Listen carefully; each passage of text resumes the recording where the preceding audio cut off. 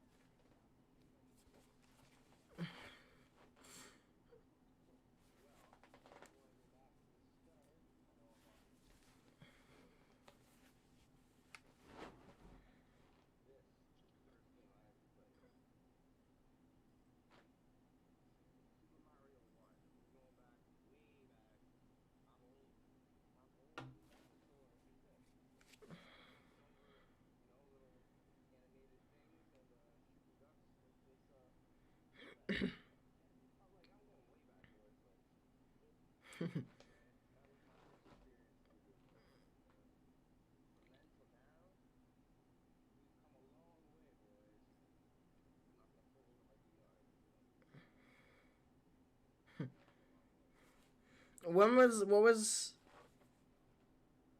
sorry about that. You know, when was like obviously like we know like what you played back in the day, but like when was your first experience and when did like you start getting like heavily into it? Like how old were you know? Like what was your first experience ever getting a video game? Like were you super hyped or was it like just like whatever to you or like you like astonished that you have it?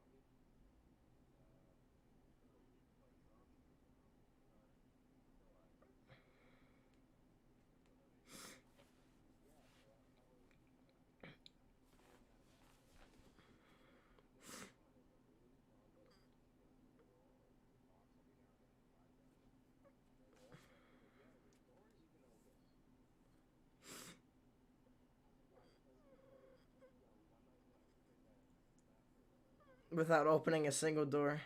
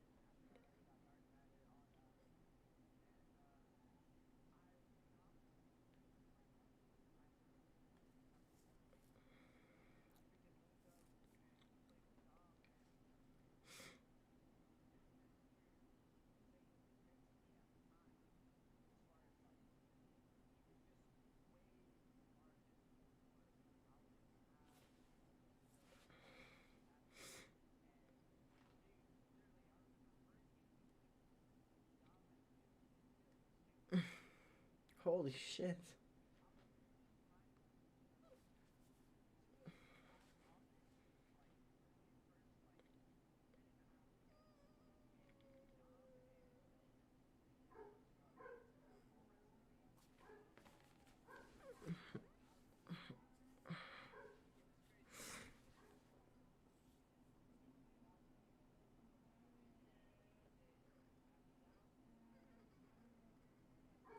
That's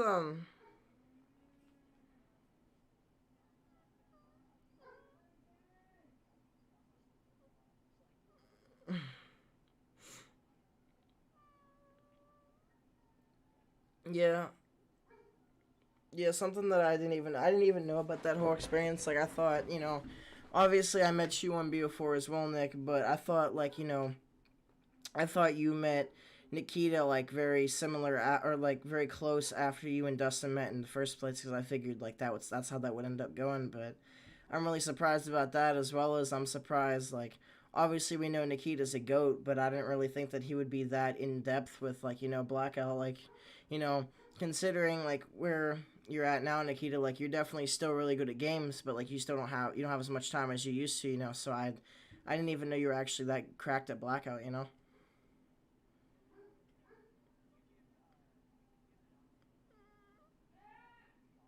The ABR was so broken. I remember that back in the day. ABR was so good. Yep. Yep.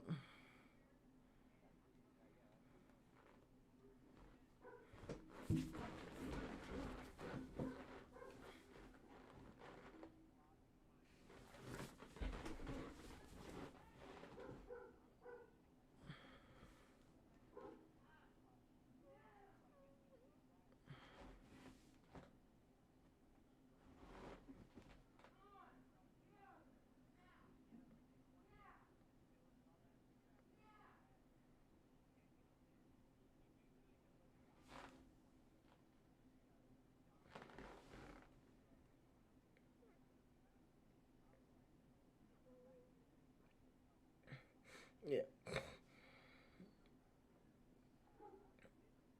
Well, not only that,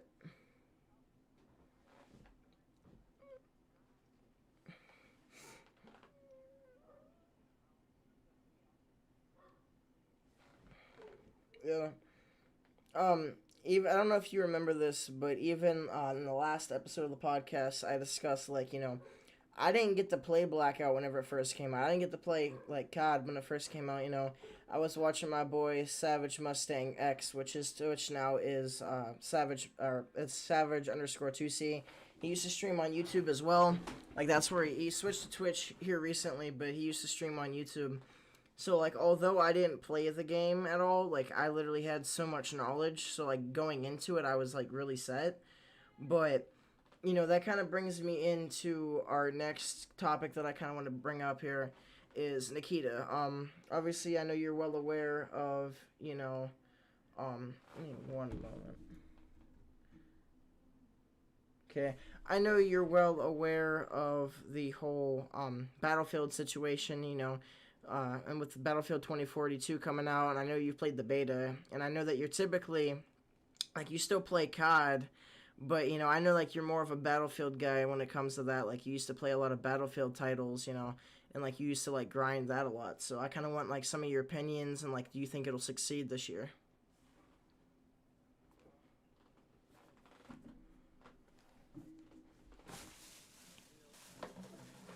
Yeah. Or, like, Enlisted, maybe, but Enlisted's more like a Battlefield.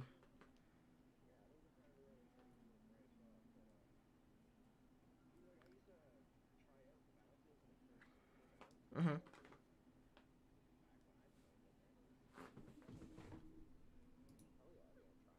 Yeah.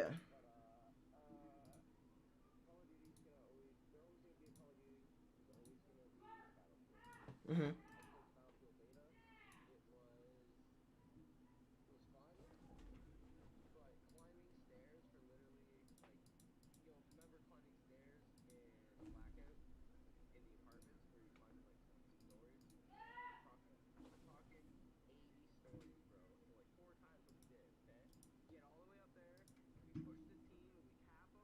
Mm-hmm.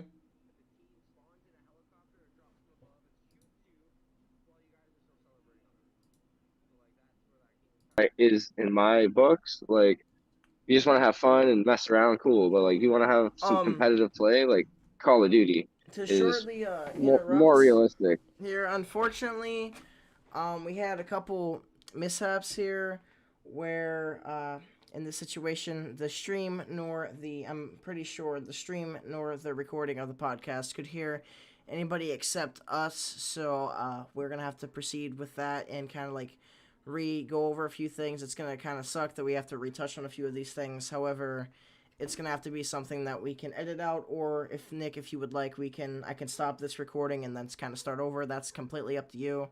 We still have the Dr. Pepper crack, which kind of sucks, but I don't know how you want to proceed further. It doesn't matter to me. I mean, if you want to restart it, we can. I don't know. Like, was it just not getting our audio? It was set to default audio, which wasn't my headset, so it was not recording you guys. It was only recording me. Like it was Okay. recording the video of you guys, but it was not recording your Yeah, audio. I got you. Nikita, would We you be can. willing to like redo some of the information that you just discussed? Okay, cool. Okay, let me end this. Yeah, man. Unfortunately. Alright, Nikita, are you ready to go? Yeah, I'm ready. Yo, what is up, everybody? Welcome to the Blind Rage podcast, where we talk about real world events, Call of Duty news, CDL news, and miscellaneous things. We are your hosts, Mike. And Nick. And today we have a special guest named Dominic Veroni. You guys have seen him before in the YouTube chat. You guys have known him as Nikita in our gameplays and like our audio of like our party chat. So, this guy is pretty much like a family member at this point to us, like in our little short community or like a little tight community. So like he's a member of our squad basically, and we kind of wanted to give you some form of like background of him and like his story. Unfortunately, guys, we have had some technical difficulties, so our first version of the intro and the first around 15 minutes of the podcast was not able to be used. It was basically corrupted in that sense, so we're going to have to restart everything. However, we didn't get too in depth, so let's crack right into it, guys. Alrighty, yeah. So like Mike said, we did have some mishaps, so I can't crack it open for you guys, but just know we'll make the noise for you guys. All right, bam, bam, lamb. And yeah, cheers, everybody. Cheers. But yeah, like Mike said, we do have a special guest on. Our first guest, Dominic Veroni. Shout out to you, my man. It's a pleasure having you on.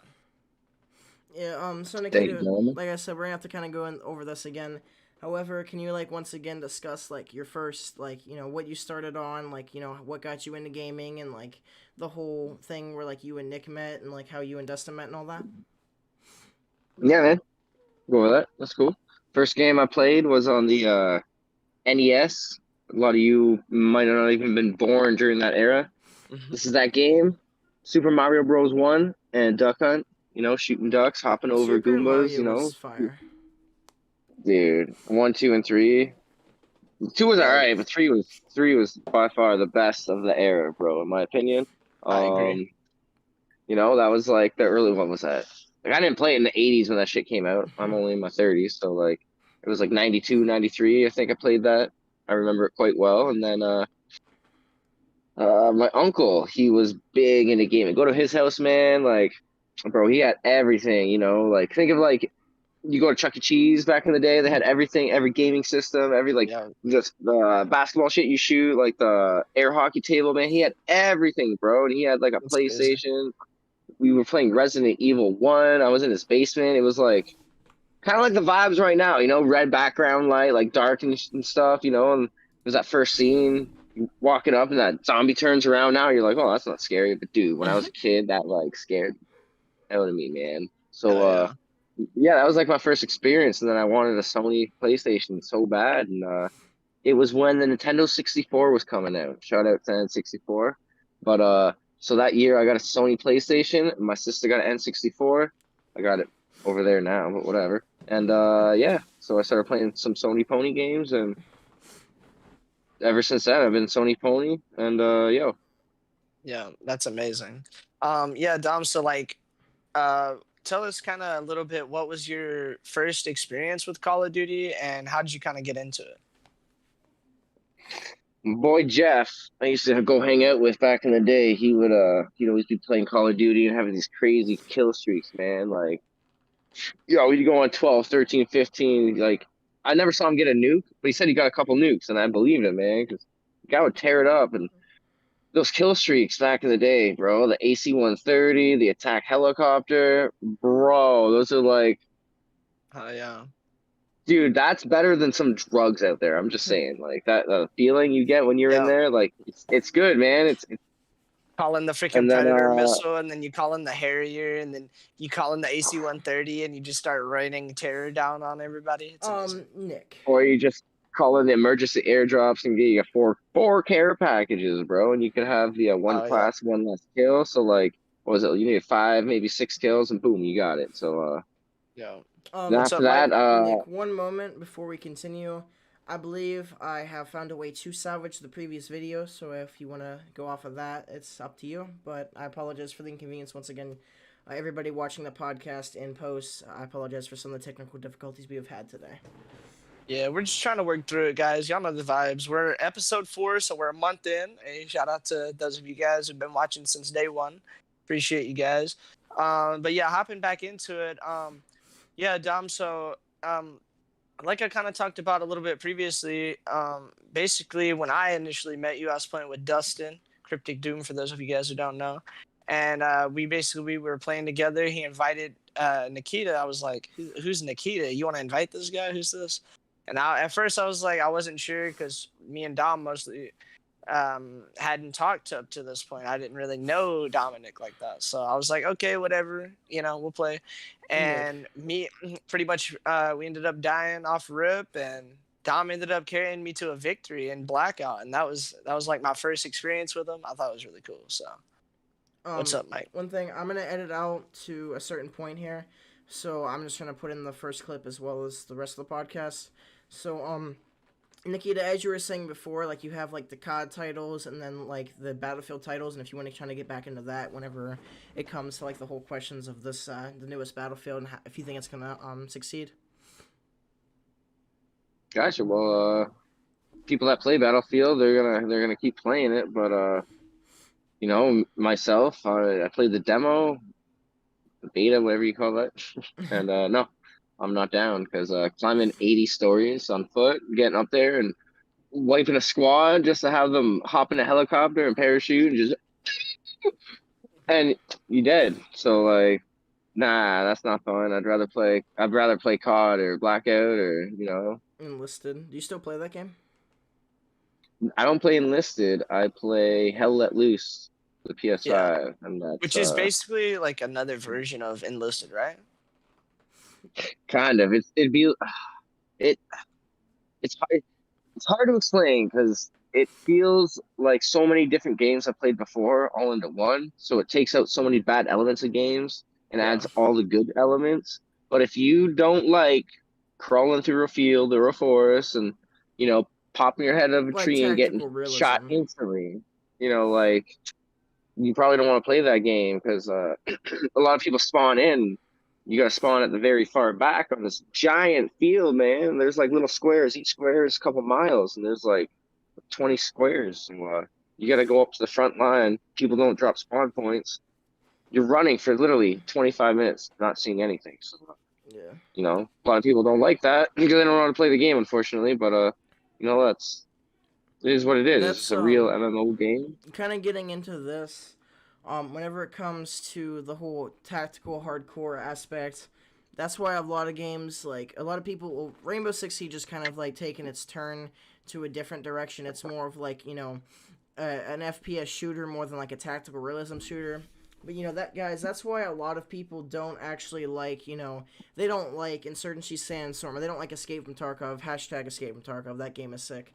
But you don't want to like people don't like how in depth a lot of these type of games are, and how like you can die from a single headshot, and you can get one tap body shot if you're not wearing the right armor, or even like with Tarkov, like it depends on what round, like not just what caliber, but what round. Like if it's an AP round, if it's for instance, let's say a 545 or 545 by 45 BT round versus a PS round, or like a 762 by 39 PS versus BT. Like that all has its own flesh damage, its armor penetration value, its Yeah. ricochet chance, all of that. So that's why a lot of people don't like games like that. But that's like kind of getting into what you said, Nikita. A lot of people aren't gonna like games like Hell Let Loose, or like Insurgency Sandstorm, Escape from Tarkov, because of that. Because like that, they're not used to kind of playing that. Getting into that, that's kind of like how I feel about Battlefield 2042. I think that graphically the game looks amazing. Like gunplay wise, it's very good. It reminds me a lot, like it kind of reminds me of like a copy and paste of MW, but like with a few other aspects. But I think that it's not my type of game. I think that it looks cool, like it plays well, but I do not enjoy running simulators. And there's been times where I'm running for literally 10 minutes and I do not find anybody. And that's even if I'm spawning on other teammates and things like that. As well as, I don't like the whole vehicle and tank aspect. If you want to use a chopper to get from point A to point B, cool, but I don't like the whole idea of being on the ground and getting, slammed by an AC-130 or by some kid in a tank or a helicopter, or, like a jet. Like, I understand that's realism and that's kind of what the Battlefield franchise is. But personally, I do not enjoy that. I enjoy, like, just an FPS, like, PvP type thing. I do not enjoy the whole, flying in and using, like, a chopper or a like a jet or something, to blow up an area. I don't care for all that personally, and that's why I'm not a fan of the Battlefield titles. I have played modes where there aren't tanks and things like that in other Battlefields, so I think that when it comes to me, there is a chance with 2042, considering that. But also, I think that some of the things are some of the items are too good to not use other items. They're not broken or like busted, but it's just way higher than what some of the other items are. Like for instance, Nikita, I don't know if you're aware of this, but like the grapple gun in 2042, everybody pretty much uses that rather than like actually helping your teammates. And a lot of the medic classes, especially a lot of like the streamers you guys see using like the medic classes, they're just there to use the vector or use the SMGs and have high kill fast gameplay. They're not trying to like res their teammates and be a team player. And in other titles and other franchises, I'm fine with that. However, in a game like Battlefield, if you don't do that, it not only makes makes the team suffer, it also makes the whole experience a lot worse, because like your experience is almost dictated off your team. Like even let's say you don't care about winning or losing, but like if you're just in a non-stop like kind of spawn trap type thing, or like you just keep getting knocked and no one's rezzing you and stuff like that. I feel like it can be very annoying. But that's my take on it. I know you haven't really played it much, Nick, but do you have any final thoughts on that? Yeah, I mean, I think the main thing is we got to look at it from this perspective, right? Like, we're most of our viewers and most of the people that's going to be watching this are like people from our channels and stuff like that who are, for the most part, Call of Duty, viewers and players and stuff like that. So, I mean, for the most part, like, there are people that play and enjoy Call of Duty and Battlefield, but for the most part, if you enjoy 'em and you like the style and the play and how Call of Duty is, you're not gonna enjoy Battlefield or games like Hell Let Loose or Insurgency Sandstorm Escape from Tarkov. Enlisted or any of those games. You're not gonna enjoy that as much because you're just doing a lot of running around. You're doing a lot of sprinting in between gunfights. It's not like Call of Duty. They pride their self on their shitty spawns, and they actually say like, "Yeah, our spawns are shitty, but it's because of you guys. We want you guys to spawn Non-stop in and instantly gunfights. have a fight." And it's Yeah. like, I get that to a certain extent because people literally complain a lot about not having gunfights, and that's one of the things that Call of Duty prides themselves on is you can get into a fight all the time. Within a few seconds of spawning in, you're supposed to be able to get into another gunfight. But I want to kind of transition over to this just because I want people to know. Obviously, Dom and I were playing a lot of Blackout back then when it was popping. But I'd say, like, maybe after the first year, um, after that, like, while we were still, it's like before Warzone was really a thing and Blackout was still, it was towards the end of Blackout, and I was really starting to heavily get into it, and Dom was kind of stepping away from it a little bit, starting to play different games and do different things, and it was unfortunate because there for the longest time that was like the only thing he was playing. He was grinding it out, and there for a while I was like, nah, I'm playing the multiplayer, man. I'm grinding Dark Matter, and he was trying to get me to play, and I wouldn't play. Well, after we finally was like, oh well, Blackout's pretty much chalked, but Warzone's coming out. And then we knew Warzone was coming out, and Dominic and I ended up, I think within the first week we played like at least like 3 to 5 thousand games. Like we played insane amounts, like for so many hours. I don't even know how many hours we played in the first week of Warzone being a thing. But once Warzone was released, we were grinding that out and everything. But after a while, Dom kind of, was slowly but surely like losing interest and getting into other games. If you kind of could touch on that, Dom, do you remember exactly like when you kind of started getting out of Call of Duty and out of just battle royales and just kind of leaning towards more games? Yep, I do. I remember what it was. What was it? I'm just curious. It was all the nerfing. See, they come up with a game, you play it, and it's fun. Everyone enjoys it, and they give the criticism, okay? But if you have fun, I think you don't break something unless you don't fix something unless it's broken. Yeah. And in my opinion, I feel like Mike was having fun with it.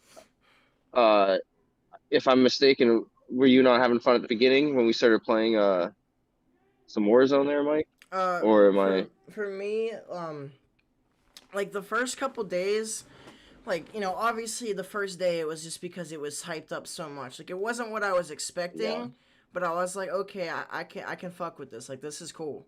And I remember me and my boy, fuck, I can't remember his name now. I know his IRL name is Devin, but I don't remember his gamer tag. But we played, like, we intended on playing like the first day it came out because like he played PUBG. He was a sweat at PUBG on console. Like everybody accused him of using MNK even though he was 100% controller. So I'm like, I want this dude on my team. And like me and him played and we got like really close to dubs. We got like I'm pretty sure the first game I played I got like 10 or 11 kills. Me and him were just like destroying shit. And then, I think it's not a couple days later, but after he got off a little bit later that day, like this was at like 2:30, 3 o'clock that we were playing, or I started playing at, because that's when I got out of school. And, and probably maybe five or six, he hopped off. And my boy Dustin hopped on. You guys know Dustin. He's Dustin, you know. But he hopped on, and I'm like, let's play some duos and let's just like destroy some shit, cause you know Dustin's a goat, right? I remember legal this. aimbot with the thumbs. Okay, boys, like never touched a controller for 3 months. Aimbot with the Maddox, you know, just nonstop. Just that's all. Aimbot. Okay. Yeah. So I'm like, you know, let's see what Dustin can do here, and you know. This was before any videos were made about it, and any type of TikToks or anything like that. I'm like, I'm gonna use the Gra or whatever, however you want to pronounce it. Like, I'm like, this thing is gonna be god tier. You know, I slapped the VLK, the Archangel. You know, I had the setup, okay. Yeah. And me and my boy Dustin, I dropped a 15. I think he dropped like 10. And like he was like feeding me kills, but you know at that point I wanted a gameplay because you know it's the first day the game came out. Like I want some content, you know. Yeah. And like the first week or so, like we were slamming, like it was mad fun. It was really enjoyable. And then the meta changed. And then with like Nikita saying, like I think skill based, like obviously skill based always existed, but I feel like they started adding it. I feel like They ramped it up. Yeah, I feel like they made it a lot more like scrutinized a little bit more, and made it more like less saturated. It made it very like tight. You know, I guess that's for lack of better terms. And like Nikita was saying, you know, to this day, it's literally nerf and buff simulator, you know? Like, I'm fine with something changing meta, like, if it changes the meta every month and a half, or every season it changes the meta. Cool, I'm fine with that. Every couple weeks now. Not even that, especially, like, recently, like, the past, like, month, almost every day there's a change with something. Either they buff something, they nerf something. Oh, it's too broken again, we nerf it again. Oh, it's too garbage, we buff it. Like, you know, sometimes they straight up, they'll put a new gun in the game, and they make it so over the top, insanely good. Yeah. To where everyone wants to buy the bundle. And then after they made as many sales as they can, then they nerf it. Literally, and it's like, it's sad because it's like, I get that they're trying to make money. Like, it makes sense from a business perspective. But if you look at it, at what it does to not just the community, but the whole meta. The integrity of the game is being destroyed. That's because they want to line their pockets rather than Mike's having fun first week. You're having fun first week. I'm having fun. Dustin's having fun. And then they start nerfing all this stuff. Oh, this gun's too strong. This gun needs to be stronger. Shotguns are way too strong now. Like, assault rifles that were beasts suck. And it's like, now you have to adjust, okay? And then a week or two go by, and you're like, all right. And then you have to adjust again and again. I was just so sick of it. And the skill-based matchmaking. Yeah. Like, that is like, I would prefer, like, sorry to cut you off, Mike, be quick on this one. But skill-based matchmaking, I understand what they're doing. They want new players who are kind of intimidated to come to a game and get demolished by, like, you know, me and Mike and Nick against some 3 random kids that are 12 years old out of grade school, and they've been like never played this game, and they just started playing, and then we destroy them, and they go and get a refund because they just had a bad time. I get it, but I wish there would be 2 lobbies, like ranked, not ranked. If you suck, going non-ranked. If you're good, going ranked. If you're unranked, no skill base. It's just it is what it is. You know, it makes it like I see what you're saying. Like have like almost like a 2 skill or 2 like a 2, not cliff, but like a 2 section, you know, skill based bracket where you know like everybody that's in like the protected bracket, whether that's new players or like you know people with like severe disabilities. Like me and Nick have had this conversation before, how this kind of like works. But I kind of have essentially the same thing with you.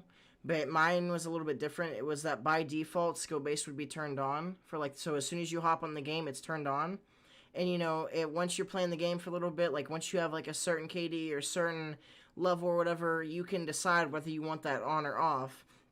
And that way it doesn't affect us negatively, but it also doesn't affect them negatively, because if they want to be in that lobby, they can, but we can get mixed lobbies. Now that would, you know, interfere a little bit. So if like 7 people wanted skill base and like so if 5 people didn't want it, you know, it would kind of mess up the lobby a little bit. But it would be, you know, that'd be a different way to do it. And I feel like, and me and Nick, especially like Nick and Nikita, you've even like heard us talk about this personally. But we get a win, or we get like a 10, 15, 20 kill game, or we have a 30 kill between all of us, or whatever. And then the next lobby, it's just like insta kill. Like you're going up against Yeah, the most tryhards, which hackers you and know all kinds of stuff. I'm perfectly fine with sweating. I've spoken about this before, but even because like especially now because once Vanguard comes out, I'm trying to practice get my shot up. But if I'm just trying to stream and make some content off of it, it's not fun to go up against Cali sticks, which can, whap Yeah. you from 25 feet away. And, I say 25 as an exaggeration because of the 21-foot rule. If you guys aren't aware, the 21-foot rule basically states that anybody that's using a blunt object or just like a melee weapon of any sort, so like a knife, a machete, anything, if they're within 25 or 21 feet of you, they can run and stab or start whacking you or whatever before you can draw your firearm and get a shot off. So that's why I say like 25 because it's above 21 because that's how Cali sticks are.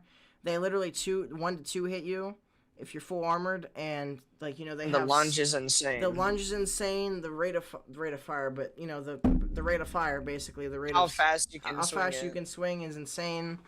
And how much damage it does is insane. So you have nonstop like in sweaty lobbies. Like we've been like, literally in Cobra's lobbies yesterday. Like we found like multiple 4-mans of just Cali Stick and Riot Shield players, and it's not like they're casually playing. Like they're doing it because it's broken. So And like then there was after we got a couple of wins, we started running into nothing but cheaters. There was one time where we ran in. It was me, Cobra, and somebody else were playing. I don't think you were playing at the time, Mike.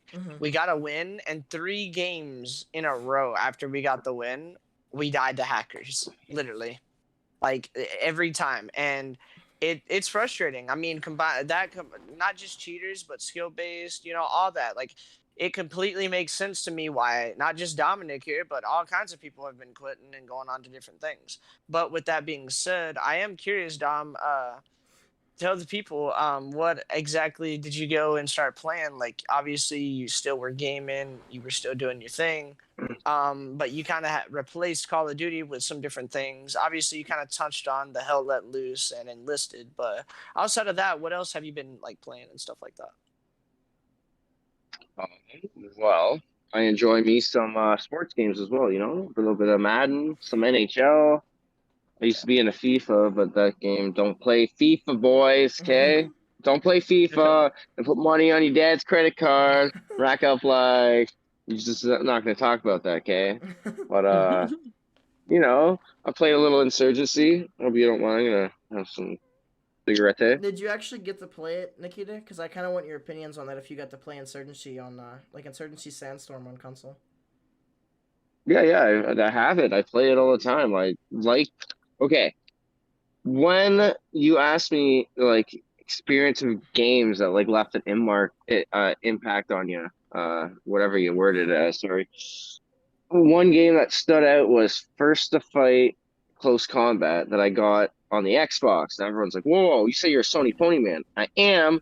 I got the Xbox One, the original Xbox, like the OG Xbox, the big brick, I have one myself. I got Yeah. that back in the day because something happened to my PlayStation and my Nintendo 64 was getting fixed. My mom felt bad, so bought me that, and she got me this game because she knew I didn't like Halo, and I loved Halo, but then something happened with me and my homies, so I Like the was like, thought of Halo is like a PTSD type thing almost.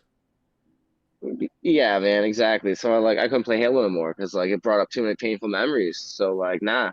And she knew that because like back in the day we were tight. So she got me First to Fight, and it was like the first MMO real like you're in a 4-man squad. You're just going like Mike's got the front, you got left flank, I got right flank, Dustin's got the back. You're Oh just yeah. moving, building a building, going slow and slow, and It's like kind of like Zero Arm that was almost. and like that was 2002, I think. So going back and to get that game to work, I was down in this basement in that far corner, like where the internet hooks up into the house, and I had to like, dude, we didn't even have internet back, and I had to like splice it and do it all myself, just get to work.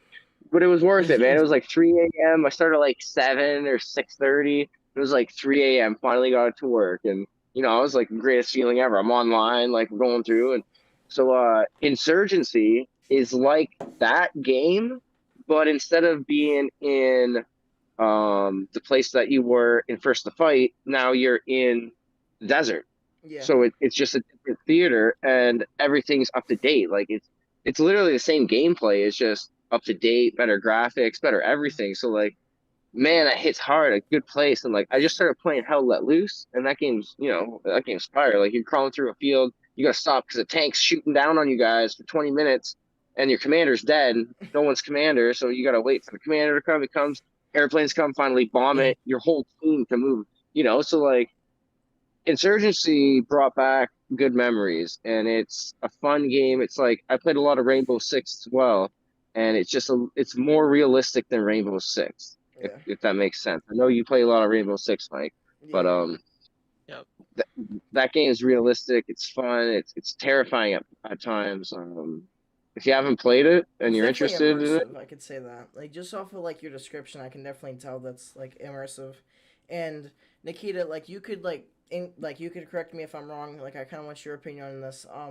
When it comes to Insurgency Sandstorm, my best like obviously I know you don't play EFT, but my best like comparison of it, it's like a Battlefield game and Escape from Tarkov were together, because like it's Battlefield style and like sized maps, and then it's like Escape from Tarkov mechanics for the most part. Like there's only a few things in it that are in Tarkov that aren't in Insurgency Sandstorm. I gotcha. I haven't played that game you're talking of there. Yeah, it's a PC exclusive, unfortunately. But Yeah. I gotcha. one thing that you spoke of, I have a few topics here that I would like to discuss. But one thing that you spoke about previously is that you like received a hand injury, and I would wondered if you would be able to like kind of talk on that and talk about like as a kid like your like experiences with like other people and like how they affected you, like getting in fights and things like that, or, like severe arguments, and how everything like that was handled as well. I gotcha. I gotcha. Well, the hand injury happened kind of, I'm not gonna say recent, but I was, I don't know, 17, 18, something like that. No, I was 19. No, hold on. I think I was like 21 or 22. Went to the beach with my girlfriend. My dad wanted to tango log. So I was like, all right, I'm not gonna say no to the old man. So we were playing boche. You have those balls and you throw them after the little ball. Whoever's closer gets a point. So when you're done throwing and you're close to your opponent's balls, that sounds weird, balls, bullshit balls, you hand your opponent their balls out of respect. Okay, because like we're Italian going back to the old country. So Yeah. I was handing my dad one of his balls, and he knew I was going to do this, but He threw he's his. like he wanted to throw his ball anyway. So like at the same time, we kind of looked at each other and stopped and was like, "Hey, what are you doing?" And then we both like, "Ah." And then he went to throw again, and I went to hand it again. And we were both like, "What are you doing?" Like, haha. And this time I'm like, "Yo, he can't be this stupid thinking like I'm not gonna give him the ball this time." And he's thinking this kid's gotta not be stupid, think I'm not gonna throw it this time. So we're both stupid.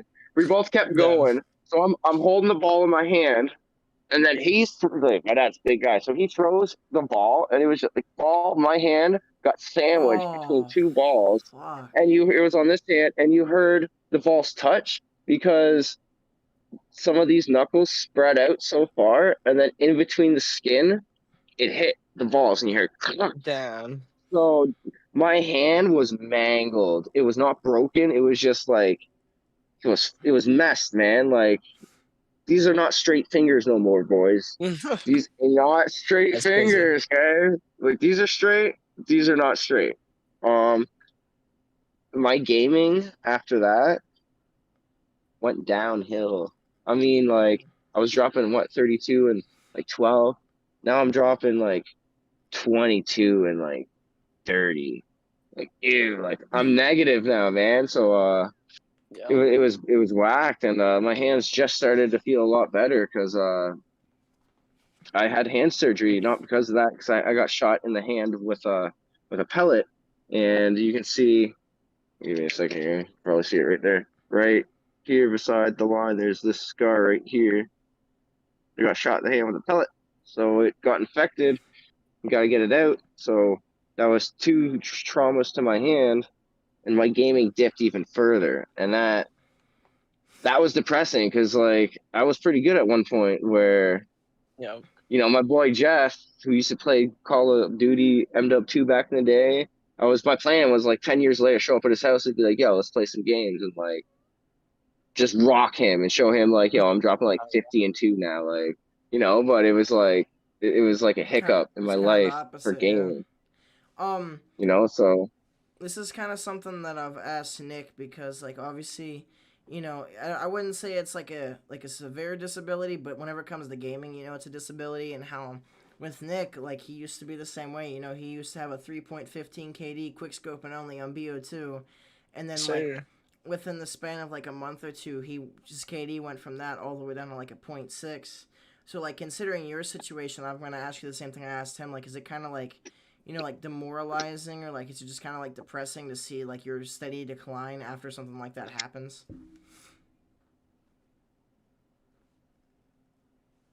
Good talk.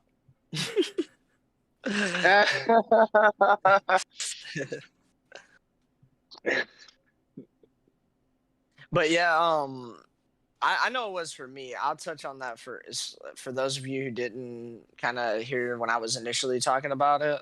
For me, I don't know about for Dom. I'll let him speak here in a second. But for me, it was very unfortunate because it was like you're almost like you're not on top of the world, but you feel like you're definitely Like you above made it. average, and you know that like you're better than most people in the lobby, and then it just goes to like show it's like, well, I'm only nowadays it's like, yeah, of course I got out of that, but there for a while it was like, man, I don't know if I'm even gonna be able to kill like the kids who I used to smoke in my sleep, like.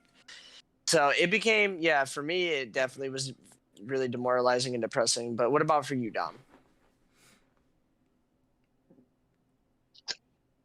like I said, the one time I was in a room with my girlfriend in Black Ops 1 in Kino for a week straight. So I don't even Yeah. know, man. Like, yo, it sucks. I had to play Claw to get back into it. Really, that's Yeah. actually kind of Claw interesting. boys, I would have thought like the Claw. opposite. Like, I Yeah, play like this. I play like this on the PS5 controller. I got the black one. Because it's so spread out, you have the it ability to doesn't kind of play affect. like that. Yeah, It's like this is like literally my claw stance, except it's like I don't need to do it anymore. yeah. On the PS4, I don't have that here, but yeah. That's kind of like what I did. Like I literally only do it for Triangle with Warzone. But I've been recently, like, since you guys know that I actually have a set of paddles with this. Let me just plug these in. They're the Sony official paddles. They're not like a strike pack, because we don't do that around here.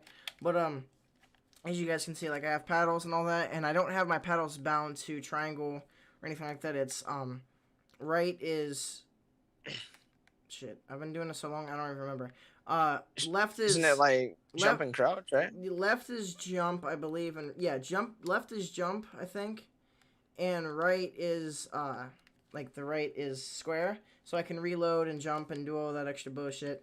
Um, but with Warzone, what I'll do is only whenever I'm plating. So I'm not gonna do it. I'm not gonna sit here the whole time. But whenever I'm plating and like running around, I'll switch to this position. So it's basically the same thing, but it's literally only when I'm plating. But it's like Yeah. boosted my performance in game quite a bit. That being said, Nick, if there's any topics that I'm like forcing over that you would like to speak of, just let that know or let that be known. However, something that I found recently on TikTok is there's a lot of people that say MW 2019 was the best COD, and then there's also some people like us that, like, I'm not an OG player, but Nikita and Nick are OG players, and like those players are saying this title is what ruined COD, because now when people think of MW, they don't think of one of the best CODs. They don't think of COD 4 or anything like that. They Yeah. think of this pile of shit called Yeah, it puts MW a 2019. it puts a sour taste in people's mouth. Like now, if back in the day, if you heard Call of Duty Modern Warfare, you're like, hell yeah, dude, let's play. Nowadays, you hear Call of Duty Modern I'm Warfare, on it. you're thinking of 2019, and you're like, bro, just delete this shit. What are you doing? And what do you have to say to those that think, like, even if they're not people that just started COD? Like, I'm saying people that have played COD for quite a while, and they think that that game's the best. Do you have any like advice? You think they need to seek some mental help? Like, what are you thinking here? Well, they probably should seek some mental, advice if they think that's the best Call of Duty. Especially over like MW2 or like BO2 or something. Like, no way in hell. But on a serious note, I'll say like obviously anybody and everybody should be entitled to their own opinion. So if they want to think that's their if that's their favorite Call of Duty or they think that's the best Call of Duty, then so be it. But I think those people who think that are more slow paced, like camping. Like they like to just sit and pick people off, maybe with a sniper or with an AR. Maybe They a like just shotgun they in have the a corner. slower. Yeah, maybe sitting in a corner with a double barrel shotgun. 725, best player in the game. But yeah, that's why I think a lot of people like that game because they can just literally sit there and camp with 725. At least most of the time when you hear people say they love the game, it's like, oh yeah, I'm doing so good. It's like, okay, but did you sit in one building the entire game with a shotgun and claymores, or did you run around with an MP5 and try to kill everybody? Yeah. Because there's a very different play style that it comes with. It's not like, oh yeah, dude, I'm loving Modern Warfare. I'm running around and getting smoked by a bunch of campers. Like, no, it's usually the people sitting there camping, killing people, running up on them over and over. Like, I mean, think about it for a second. Going into Modern Warfare, they literally told us to adapt. They said, oh, forget what you're not supposed to be rushing around and doing all this. You need to adapt. And so like everybody quote unquote adapted, started camping with claymores, even though that was already a thing. It just made it much worse. Mm-hmm. So like now, before you always had one or two, maybe even three campers in the lobby, but now it's like every lobby of Modern Warfare, at least half, if not the whole team, is just sitting there posted up, camping somewhere. Unless you're in like an extreme, like if you're in a decently to extremely high skill based bracket, like people like that's why, I've said this in previous podcasts. I've said this personally. Like any game that I play, as long as like I'm not new to the game, like that's a little bit different. But if I'm a decently experienced player, I do not want to go up against shit players. I want to go up against people that are decent. Like I don't say I don't like skill based, obviously. But at least with skill-based, you know that you're not going to die for the most part. I can't speak for the entire time, but for the most part, you're not going to die to some shit can chilling in a corner with a shotgun. Because I'm not saying all, but pretty much no good player is going to sit in the corner with a shotgun. They might run around with a shotgun, but they're not going to sit in the corner with claymores and restock. Yeah, I mean, because playing good players just teaches good habits. Like it'll teach you to play the game the right way. And if you're used to good players making certain plays, then some bot makes a insane play. Like you get him one shot, then he rushes you and shotguns you in the face or something, and you didn't expect it. You're like, okay, well, he didn't camp. He did rush me, but you never expect a kid to rush you after you cracked his armor, got him one shot or something like that. It's to me, it's just crazy when people do that. But like, I'm with you. I would much rather, and I think that's not just with Call of Duty. Like with basketball, when I was a little kid, the reason I'm so good at basketball and was able to make it to a basketball team and all that when I was in school was, growing up in the freaking hood of Houston. Yeah, I have my brother and I have everybody who was older than me, and there was only two other kids my age, and the rest of them were older than me. Everybody was taller than me, so like I had to be a damn good point guard. I had to be able to make layups. I had to be able to juke people out and be able to make them like pump fake and make them jump up, and then after they land from the jump, then shoot over them. Like. I think anything in life, you're always going to be better at it if you play people who are good. Like, if you're playing good competition, you're going to pick up from what they're doing. You're going to learn things from them. And then you're going to just all around be a much better player in anything, whether that's Call of Duty, whether that's basketball, whatever. One thing. I'm sorry. Go ahead, Mike. Continue. Go ahead. All right. One thing I would like to state, guys, if you are new to the podcast or if this is the first episode that you're watching, basically what we just discussed right here is something that we discussed on one of the previous podcasts, and it was like about a 20-minute section of it about how how skill based it is, how what we think about it, stuff like that, as well as like MW sales and how how some people go like basically all the content that we've just spoken about for the past like 10 minutes or so has been on a separate podcast. This is a little bit of a refresher, but guys, if you are new, make sure to check out that podcast because basically all of that's kind of caught up in a little bit more detail. So if you guys are interested in that, make sure to do that. And once again, Nick, if you can, just continue. Yeah. So, getting back into the whole combo with Dom here, to ask another question that I was curious about. So as far as like after the whole situation when you got busy with your job and everything, without obviously you don't have to state names or go into too much detail, but can you kind of touch on like what you were doing for like I guess we'll say for a job and like how you got into that? And I know like that's a pretty interesting story that I think is really cool. So if you could touch on that a little bit. My work? Yeah, like just kind of like how you got into it, and because I know you're friends with your boss, and I think Mm-hmm. most people would kill to have a job where you're friends with your boss and you could just shoot the shit with your boss and have a good time. So, Yeah, I'm pretty fortunate in that light. Pretty much I met this guy a long time ago, and let's just say he lent me $10, and he didn't think I was gonna pay him back this $10. And when I paid him back this $10, he was so blown out of his mind that this random person he trusted came through for once that he gave me more valuable items worth like let's say $30. And from that day on, I was like, well, this guy's solid. So he's like, well, this guy's solid and trustworthy. I try to be because last thing I would ever want to be called is like a liar, a cheat, a thief, or like someone you can't rely on, or not solid. yeah. Like, that would just like That would like kill me tarnish now, like your bro. passion and like your That's like image.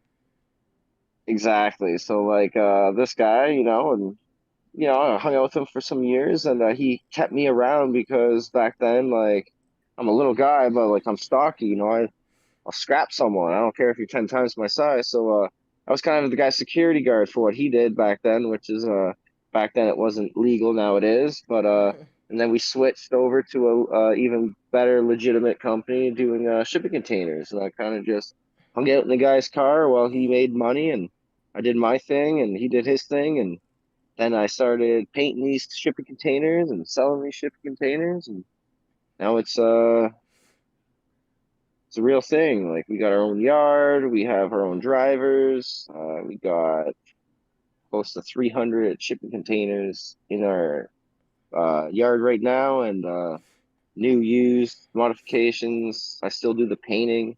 It's about 12 years now since he started out that, and I'm still by his side doing it. And we've had our ups and downs, and we butted heads. But at the end of the day, you go on Google, you look up elite container terminals, you're gonna see a 5-star rating. You're gonna Don't see you my name, you're gonna see Jay's name.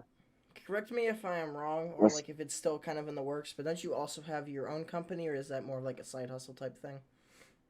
Oh no, yeah. So working through my buddy Dave, I went on his books once. And you get holiday pay, right, Mike? So Yeah. like Hmm. there's a holiday, you don't go to work, you get paid. It's an And it's a H day. That's percentage what of they do it. Yeah. yeah, and it's a percentage of how much money you made like the previous week or two, right? So Hmm. like Yeah. it'll work out to that day pay. So with me, it was kind of difficult because I got paid per job at the time, which would be 200-300 bucks per job. I would do several jobs per day, get paid at the end of the week. So when that day came to pay me my holiday pay, it They was weren't having like it. 400 and it was like 400 and something dollars. So like that's a lot of money getting paid for doing nothing. So they took me off and then said, I'm making so much money, why don't I just start my own business? So I did.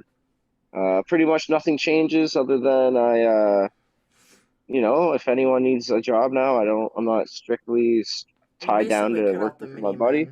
mini man, the middleman for the most part. Like they go Yeah, straight to man. you or straight to like your workers. They don't have to like go through all kind of extra bullshit. exactly. And now that I've been selling containers for a while, and they asked me like, "Hey, do you paint?" Obviously, I paint, but then they want me to go mobile, so now I can charge more because I'm my own company. It's all legit. It's yeah, it's pretty good. It's weird because we're a couple of years ago, I was didn't know what I was gonna do, and I think I was working at a restaurant washing dishes. Of like, I don't know how old I was, like 18, 19, 20, was washing dishes, and before that, working just any job. Like, I go get a Yeah. job, work it for a couple months, and things would happen. I would quit, get fired for being late. Don't be late, okay? It's the one thing I can say.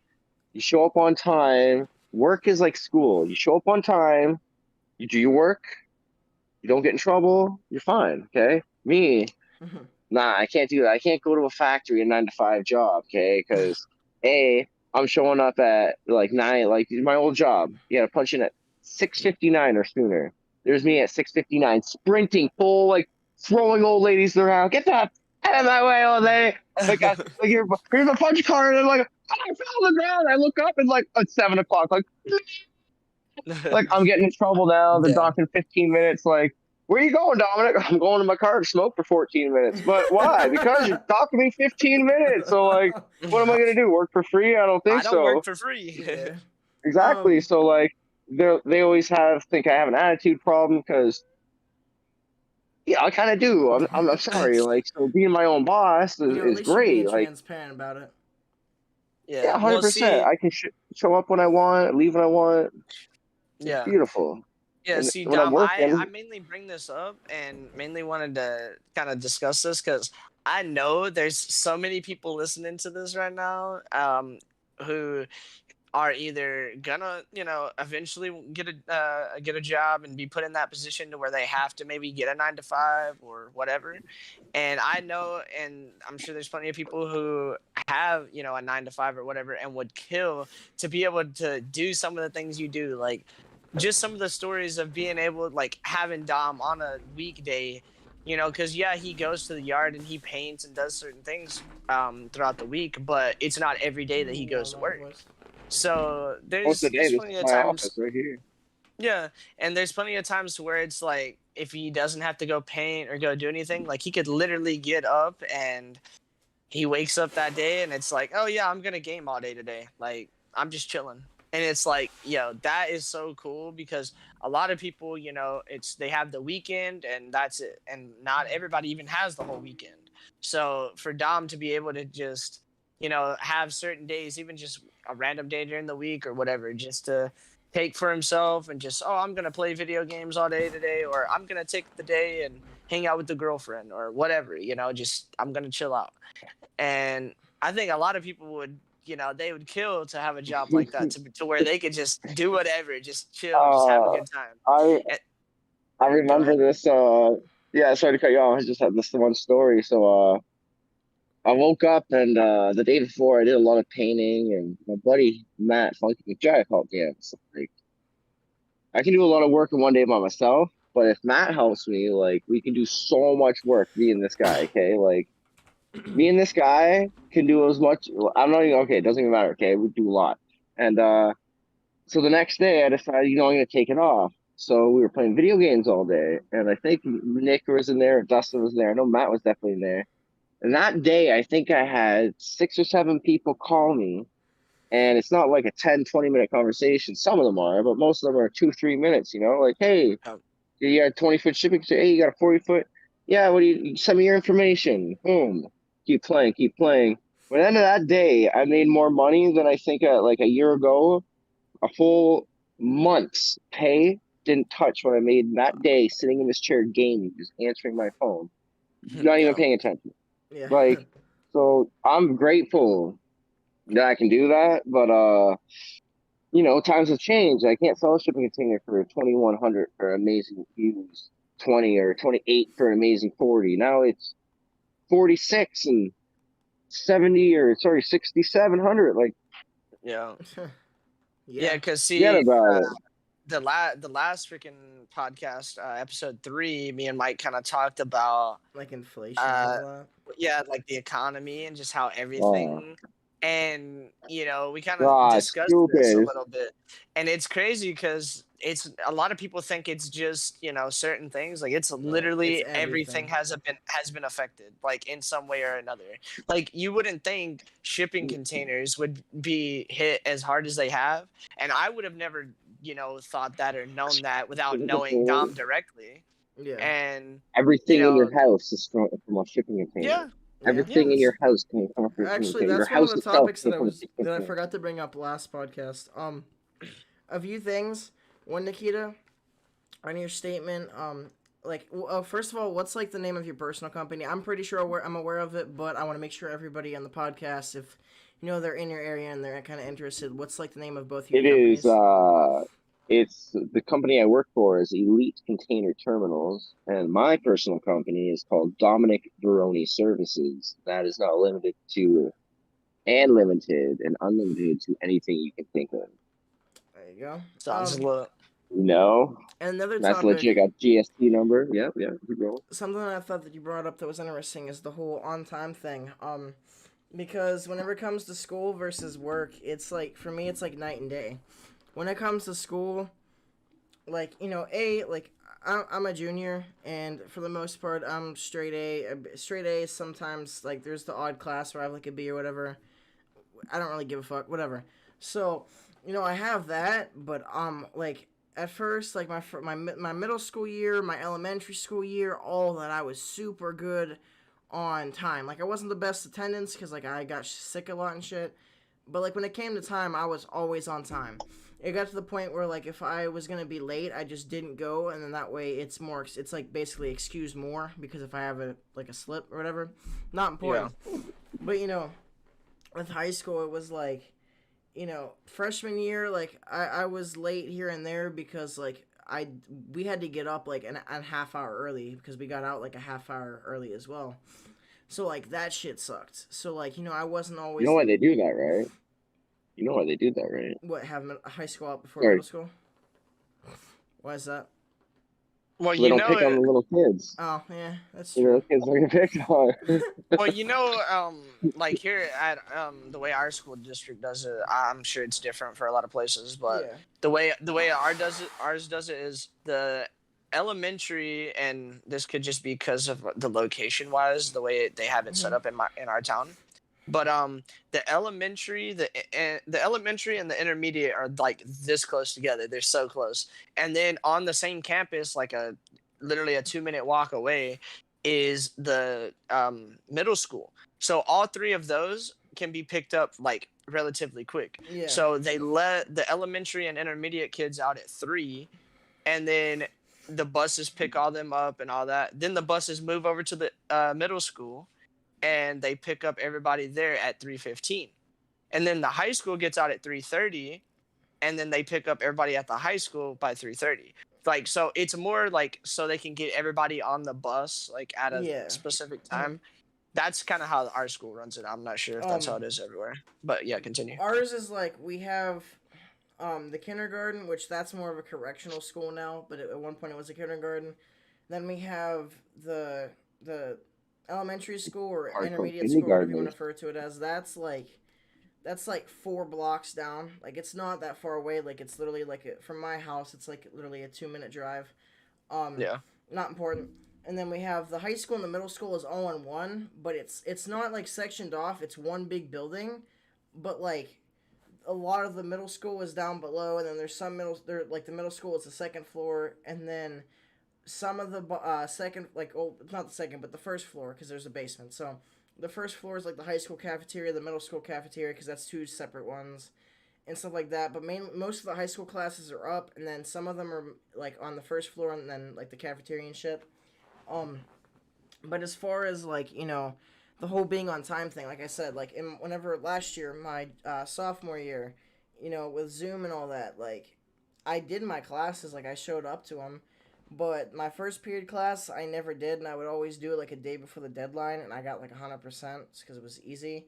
And then I would set alarms at every interval of my period, so when my period begun and ended, So it would go off. I'd wake up, log in, or not log in, but you just tap on a link. You go in the Google Classroom, click on the link, and then you're in.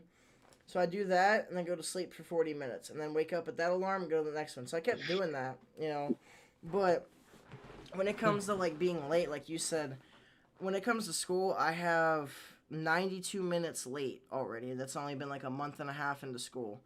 But when it comes to There. work, work, I haven't been late a single time. Now, mind you, I live close, but I could, if I took a leisurely walk and I wasn't careful, I could easily end up being late because I don't leave my house until between 3:50 and 3:53, and it's my store is a block away, but it's like a steep ass hill. Like this shit is a high grade, Oh but yeah. it's Let like me let me you like your job, obviously, right? yes and no. I used to enjoy it, but however, with the recent job cuts or the hour cuts, I'm scheduled for 20 hours and I end up work this week. I've only worked like fucking 7, and Well, yeah, I get that, but like besides like the cut back in hours, which totally sucks. I feel bad for you, buddy, but yeah, you like working there and the people you work with, right? Like you I enjoy it like my staff. overall. My main manager's cool, but she's the one that always ends up sending me home because whenever I first started, I was doing everything. I was able to do everything. I was qualified, but some of the reasoning now I'm not qualified, so I'm expendable.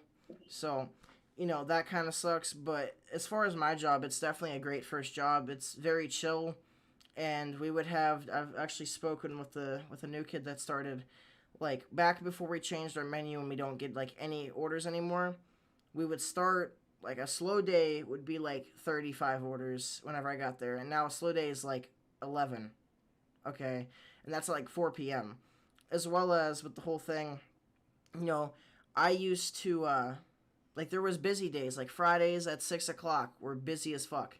We would have like 100 orders, so like it was a really chill job, but you could also stress test yourself and see how you're gonna like fare against a lot more customers. So if you're in like an actual fast food place, but yeah, to answer your question, so far right now not as much because I'm looking at other job offers. But like as a whole, yes, I do enjoy my job.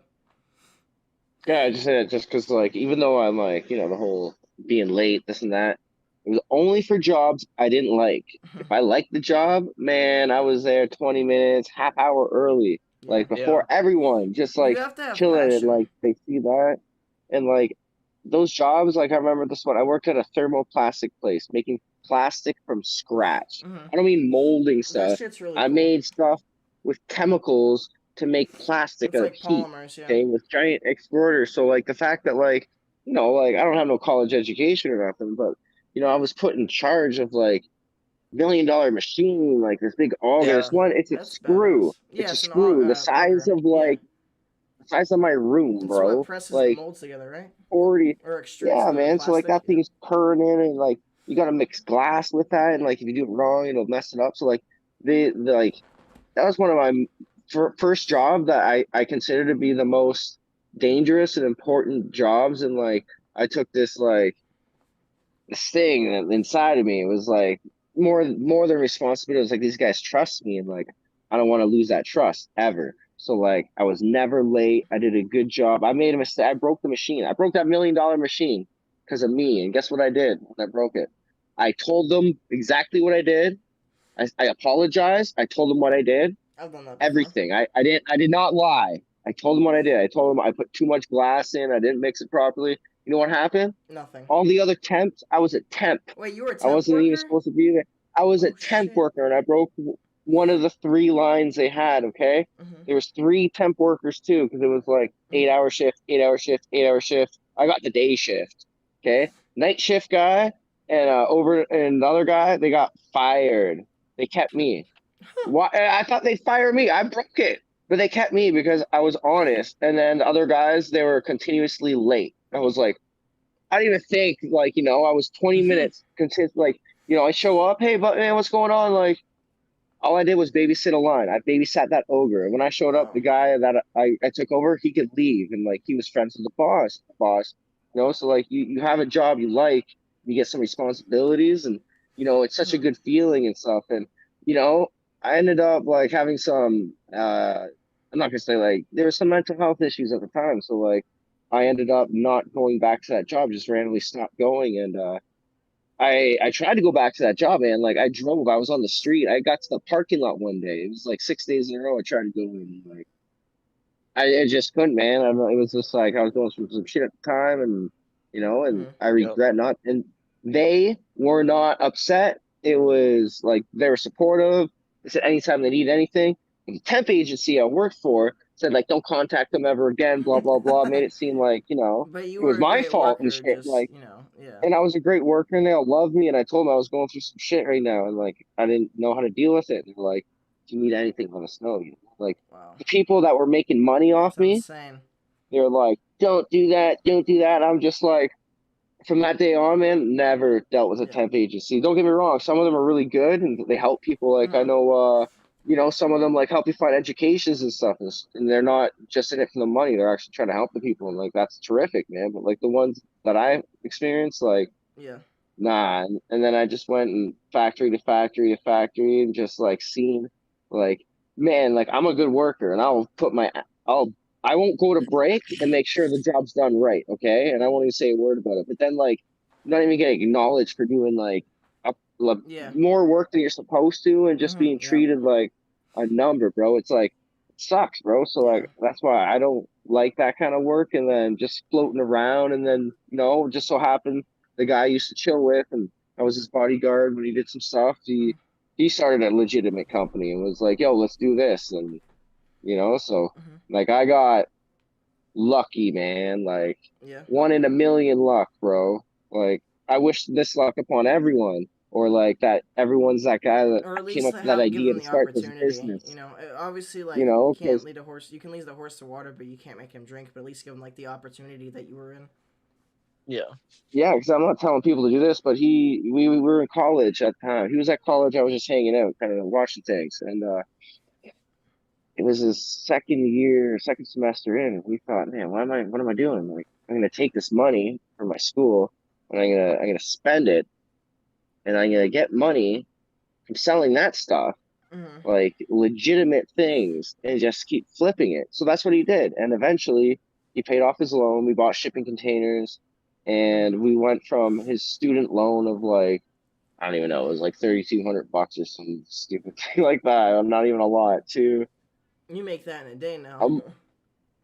a a multi like not quite but like they're $1 million+ company like Yeah. in sales like we flip 50, 60, 70 million in sales a year Wow. easy. Like I'm responsible for a good quarter of that, but I Yeah. don't see percentage of that. I just get a flat rate per Yeah. unit I sell because that's my Yeah. homie. He wanted me to do it, so I'm like, and I'm seeing more money doing that than working at these factories 80 hours a week, man. Yeah. So I was like, like Mm-hmm.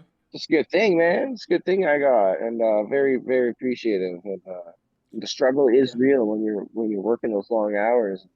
Look at the watch, and you're like, "What do you mean Yeah. I'm only been here for 5 minutes?" Yeah. Can Yeah. You break feel time's like you've off been there another for 2 hours. hours. With that, Yeah. Nikita, you actually touched on a few things that are actually very interesting because I didn't like know that whole backstory myself, and I've known you for like over a year and a half now. As well as a couple things that are interesting. You kind of spit straight facts. When you take passion in your job, you want to do it the best you can. Like whenever I first started, and like up until like about a month and a half ago, I took pride in my work at that job. Like I made sure everything was the best it can be, and all that. But at this point, like I said before, I'm going there for an hour and a half to max, and I'm getting sent home, so I don't even care anymore. But like, definitely if you take passion, it's way different. Like with the whole high school versus work thing, I've never been late once. As well as with the whole temp worker thing. This is like just a side note for anybody that is like a temp worker or wants to be a temp worker. It's not a horrible job. Like in Nikita's case, like he got very good opportunities because of it. But you have to be very very careful because in that sense, like the way it works is the factory. You have the factory, you have the temp worker, and then you have the agency for the temp worker. So if the temp worker gets, injured in any sort or anything happens with that, it's not the factory's problem. It's the temp worker or the temp facility's problem to take care of. So, although it's kind of sad to say this, and like it's very hard to hear, a lot of factories that use temp workers do not care, and they cut corners, and there's many cases of it happening. Yep. Where they don't really care about that person's life, and they don't take the precautions, and then someone dies because of it. There's actually a couple like stories of like this one guy. He was at a palletizing factory, and one of the glass bottles broke, and he had to go under and sweep it up, and they didn't unlock or turn off them. Like, they turned it off, but they didn't lock up all the panels, so they can't start it again. And someone overlooked it, turned it on, and he got basically crushed to death. So it's you have to be very cautious with something like this. And although it might cost you your job, you definitely have to be careful when you have to make that decision whether your life matters more than your pay, or if your pay matters more than your life. Yeah.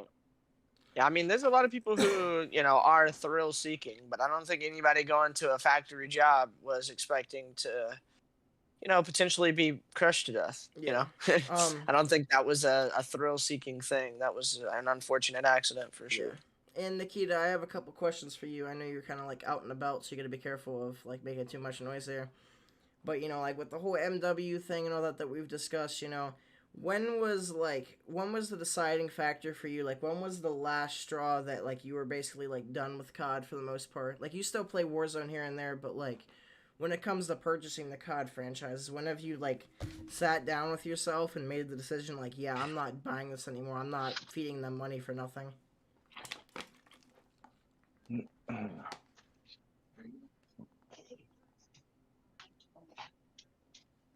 Seem to have technical difficulties. Oh, there we go. I'm back. Okay, he's back. Can you repeat that there, Mike? Sorry, Okay. Like, obviously I'm aware of, like, that you still play Warzone here and there and things like that.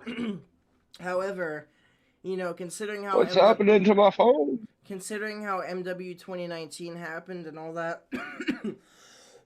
and the whole controversy with that, when did you make the deciding factor and like realize that it was the last straw, and that like you're not going to be continuing to purchase Call of Duty franchises anymore, and like what are you going to do besides Call of Duty once you like stop purchasing them? It seems to have paused.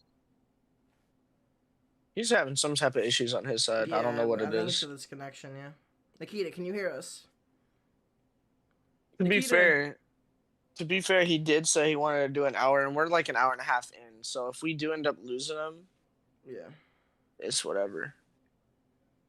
Hello there. Are we good? Okay, good? there we go. Are you back? Was that my fault? Sorry, or I think it was your connection got messed up from walking around everywhere. Gotcha. So, Maybe so.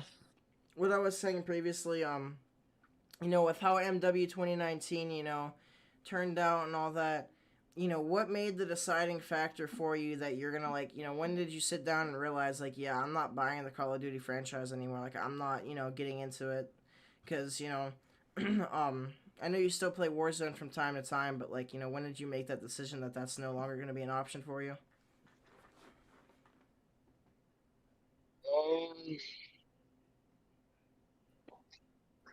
Okay, even though I say it every year and every year I buy it, so it's kind of hard to say. Well, I'm I know after Warzone, like I know it was just like you kind of touch on it a little bit. I feel like I know when they like you found your MP5, right? Like you were loving the MP5 in Modern Warfare, you were having a good time in that, and then like something I don't know, like they nerfed it wasn't the MP5, but it was the other gun that you like to use, the FAMAS. It was the FF. Wasn't the FAMAS. It was what the is it? it was the What is that thing? the The 5.5. You know what I'm talking about, Mike? The FFAR. the AUG. Right, The Bishop, the bull up. It's like the bull up from It's literally the FAMAS from MW2. It's the FR. The FR 556. That thing. He used that all the time, and then they nerfed it. And I'm pretty sure, I don't know for sure, but I think like after that, like he started to drop off and not play as much. And I'm not gonna say it's that directly, but I think it was just kind of like the straw that broke the camel's back. Because after that, like he really hasn't played too much Warzone since. Because like I said, starting out, me and Dom were kind of like the duo. Like we were playing more than me and Dustin were at the time, which is insane to say that. But Dude, but yeah, what do you think, Dom? Do you think there was a specific thing? Was it the FAMAS when being they nerfed? it wasn't the FAMAS I used. It was the I see it right now. It's like this grayish green. It's the AUG, The three Yeah. down AUG, AUG. that Well, was yeah, I in. know the AUG was in Blackout, or well, the ABR, and then you did use the AUG as well. ABR, the But ABR. You're right. yeah, you used the ABR for Blackout, and then I know it was the FR556 you used for a while in Warzone. Once we switched over to that, but I don't know if it was the nerfing of that, like, because at a certain point it was really good, like when it first was popping. But then after a while, like when they did the meta shift and they changed a lot of things, it made a lot of things way better than the FR556, and they made it to where the sniper build on it wasn't as good, and that was something you were using a lot back then. So I think maybe that had something to do with it, but I couldn't say for certain. Because, Nikita, you could correct me if I'm wrong, but you did not buy Cold War, correct? He did buy Cold War. Wait, you did? When did that happen? He played Mm, he played one game of the beta on Cartel TDM, and then got 2 kills, backed out, didn't play ever again. Oh, okay. Because I must have been confusing that with one of my boys, but I could have sworn you didn't, but I'm going to take your word for it. I thought you did buy played it, but. I played Cold War with I don't even remember, man. Was there Yeah, a you played campaign for League Cold Play. War? You played League Play with us for like a couple games. He played with us, Mike. It was me, you, Jordan, Oh, and I and remember Nikita. what it is. I remember what it is. It's not even that. It was the last straw that game. Okay, when I played MW 2, and then we switched to MW 3 on the leaderboards, bro. Remember leaderboards, dudes? Yeah, Leaderboards. You could see like names beside it, numbers, and yeah, you could go to the bottom. It would tell you how many players played the game, but now they yeah, don't because yeah. we all know They why. stopped But that after BO2 because of the golden years, and they realized how That's horrible like their how they. numbers were. That's how they removed the number count. Yeah, from BO2, like you used to have it. Now you don't have the number count anymore, which sucks. because then the guys that back the game and put money into the game see the low numbers, and then they're like, "Why would I back that game when Fortnite has better numbers?" That's the Yeah. only reason why I think, and we all know why. But this I was ranked 93rd. My boy was ranked 92nd because we played this game mode that we haven't seen from since MW3 called Demolition. Wait, And they they're brought it. They they brought brought it And it back back to in Cold Cold War. War Didn't they also bring it back in MW for a certain time, like a for portion, like like a limited half time a thing? week or something, and Yeah, then it was they like a took it out limited and time never thing. brought it back. Yeah, Yeah, that's what I I don't see. understand. Nuketown or not Nuketown, but that's what I see Pub Stomper and like Nuke Grinders do now. On Cold War is Yeah. they use demolition. Well, I used to love it back in the day because on Demolition, it's like control. The spawns are set, so there is no flipping the spawns. yeah, So back in the day You when could I just was a non-stop sniper, spawn trap. I I would run to their side, put attack insert in a good spot, like quick scope a few, push their spawn, like they'd keep spawning there. So Demolition was amazing. But get back to your point, Dom. yeah, you could literally. I love Demolition because you had to rush the bomb, and as you rush the bomb, people knew where you were coming from, and they tried to stop you. So it was like first person gets the bomb and plants it, and then you just defend. And I just that game mode, it's like you're rushing and attacking people, and then you're kind of camping and Like playing defending. passive, So yeah. it's you're doing both things in a game that you would normally do outside of that game to win a game. Not saying camping is good, but like you're trying to get that kill streak and you're two off. Yeah, everyone's gonna camp that. I would, you would, everyone. So Yeah. That way, that everybody game has to mode, push you too. Like you don't have to sit in the corner. yeah, Someone's just gonna push you while you're sitting up on a head glitch. and like they know where you're at, and it's not like a mystery. And then sometimes you get those ninja diffuses where everyone's guarding the shit, and you're crawling, and you get Yeah, that. Like Nick knows what I'm talking about. Dude, Like scum. you that's what guys, I you guys, loved back then. you Not guys to cut you played off, that one Dom. mode that's kind of like demolition, but it's different because if you die you can't play again. There's It's no search and return. destroy. Yeah.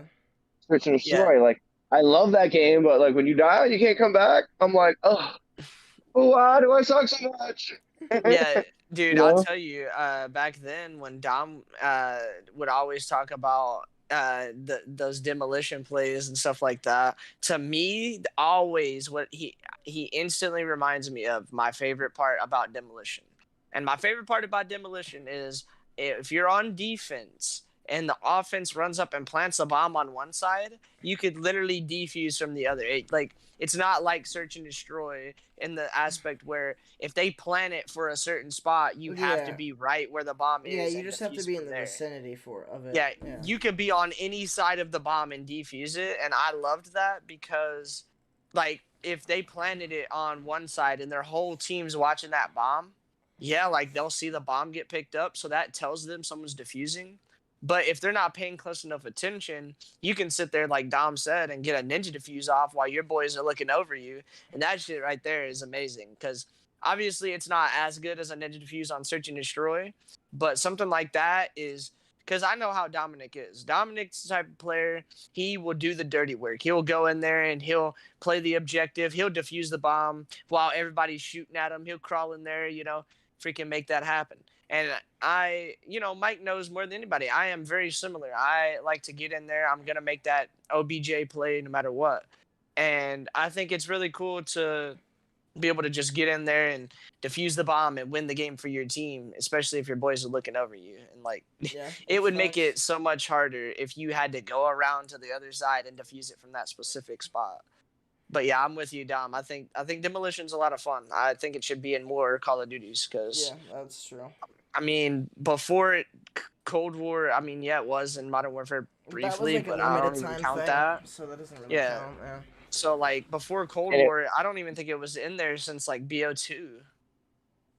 it was like a lobby also that was like not as popularized as the main one. So like more Yep. gamers that didn't want to play as hardcore would kind of go to that one and then find out like, oh, these guys are kind of the same skill as me because there's no skill based match making back then. And like Yeah. then it Yeah. was kind of like you're competitive with guys your own skill because you guys don't want to play TDM or the other traditional game Like modes. And Dom. Yeah. it was kind of like its own little niche thing inside this popular fucking venue game that everyone played. So it's like, man, I don't want to play this intense game. I'll play Demolition so I can kind of play chill. Or if like I'm getting into it and like all of a sudden like I don't want to fall asleep no more. I want to rush the bomb and like I don't care if I'm 2 and 10. Guess what? I got MVP because I had 3 plants and 2 diffuses and like I carried my team to victory. And these guys are like level 10 ranked or whatever, the prestige 10, and I'm like a scrub, but like they pick Yeah. me up just because like they see like, yo, man, this guy will do the dirty work and shit. And then like my boy GMMMMMM would come on. This guy was in the Marines, so he'd be like, Oh shit. this is what we're doing. And he would tell everyone the plan, and we would hold that plan and we would win every game. It Bro, was you need to get him disgusting. as a coach for for one of the CDL teams, bro. Throw him up in there, Dude, bro. he is next level, and like that's what like Nick going back to like going in a blackout and like calling and going here and like leading y'all to victory. That's just because like me myself remembering his Oh yeah. me and him playing Demolition, and like that feeling, man, brings a tear to my eyes. Like bro, I guarantee you he's on right now playing Modern Yeah. Warfare, and the fact that me and this guy don't play, like like this is my boy. You want to know how I met this guy? I was playing zombies with my girlfriend who really pissed me off, and at the time we just played pubs, and him and his wife joined, and I could tell he made a racial slur towards us. It's like not it was just towards him because I was angry at the time, and he wanted to like, hey man, well, I was like, fuck you, and I said something. And he was like, whoa, like he didn't leave the game. But a half hour later, he's like, yo man, you okay? And I was like, yo, and I didn't. I was just like, yo, fuck you, and like. And like now we're at like round like 25, and we're playing 5, man. I don't know if you guys played 5 on Black Ops 1, Oh but to get to yeah. round 25, you kind of need to be organized and know what you're doing. And the fact that we were going and this guy was still there asking me like, yo man, like on the side, like, are you okay and stuff? Like, it was a real person. He knew I was angry. He knew I wasn't a racist. I rashed out, right? And like, he talked to me, man. And like, Oh yeah. bro, to this day, this is my boy, bro, because like he helped me through some shit and asked me what's going on, and I just like after I just told him everything, and like he was like, damn man, and he told me like his advice and stuff, and he helped me a lot, and then we played games, bro. When we playing games, it's I'm not thinking about that other shit. I'm thinking about what he's telling me to do, so it was a whole nother experience, man. Like, like just being narrow minded and never playing with anyone online that I didn't know. And then this random guy that I was like an asshole to, and he could have reported me and had me banned, bro. And like he was like, man, like this he was 29 and I was 20. So the guy's 9 years older than me. And he's like, I've been there, so he had some patience and showed me, and I appreciate that. And then he showed me how to game and said Oh yeah. he used to smoke a lot of weed, and how he stopped doing that was start playing video games. That helped me a lot too. And we played video games, and he wouldn't let me smoke, and we'd get focused. And bro, if I didn't blaze and play those games, bro, it wasn't a game, it was real life. Oh yeah. And like, you know what I You mean? get into So it. Yeah. Yeah, it's very that immersive was if you like get into it. it was because like like I liked playing football and baseball and stuff, and I'm not doing that no more because I was too old. And like this is my, and I go out and like hit people in football, like get my anger out. But like now it's a different outlet. Like I'm playing a video game, getting out with my fingers, and like if I die, like you've all died, and be like on top of your lungs, like that lets out a lot of Right here, right stress here, right there. right here. Yep. Right? Yeah. I've heard it once or twice. That's a Yeah. lot of stress, and like it was just a different outlet, and like, I look back at that and like I appreciate meeting, someone like that helped me guide me towards like the better gamer in me. And Oh yeah. if this hand thing wasn't here, man, let me tell you, I'd be giving those big YouTubers a run for their money. Yeah. Oh yeah, That's dude. Like I definitely can low believe it. key. Nikita, one thing that you noted or not noticed, but you mentioned on is like how in Demolition, like it wasn't like complete bot lobbies, but like it was lesser skilled players that just wanted to have fun. They didn't want to like sweat and like dom. Yeah, it was And more casual. yeah, that kind of hit home with me with BO4. Like obviously whenever I was in a 5-man, like I would be the gunship guys. I'd gunship everybody. But if I was playing solo, I was like, yeah, I'm not gonna play Nuketown solo because in that game it's nothing but 5-mans. Which it's playing up a Okay. 5-man's fun, but it's not fun if you're solo. So I'd play Control on BO4, and it was basically the same thing. Like I've had gameplays where, you know, like obviously I'm still a decent player regardless, but I would come back after 2 months of not playing the game, and I would go on and I dropped like 60 something kills and like 5 deaths. I was like 65-5 or something like that.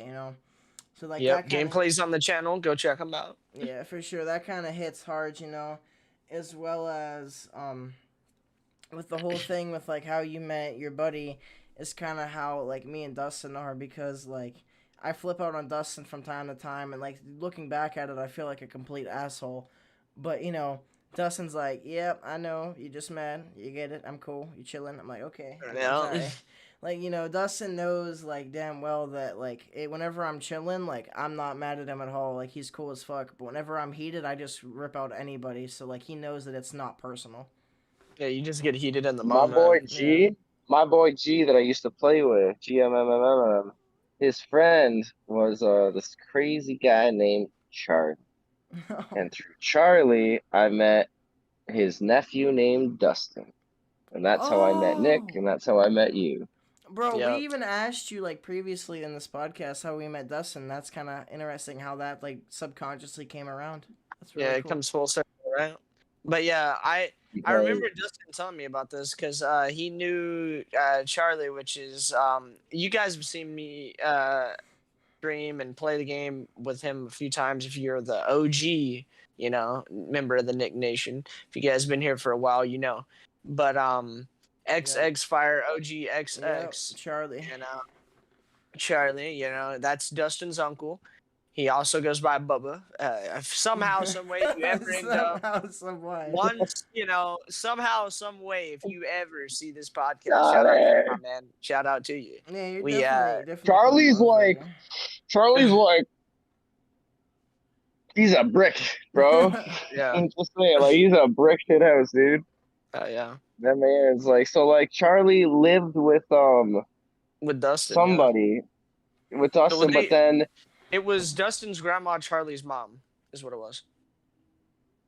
But before Charlie lived with someone that knew my boy G, and we were all gaming one day, and that's how we ended up being friends because we were playing zombies, and Charlie was like, "Yo, man, this Nikita guy is pretty cool and shit," and he kept hearing me like rip bongs and stuff. He's like, "Yo, man, you're off the chain."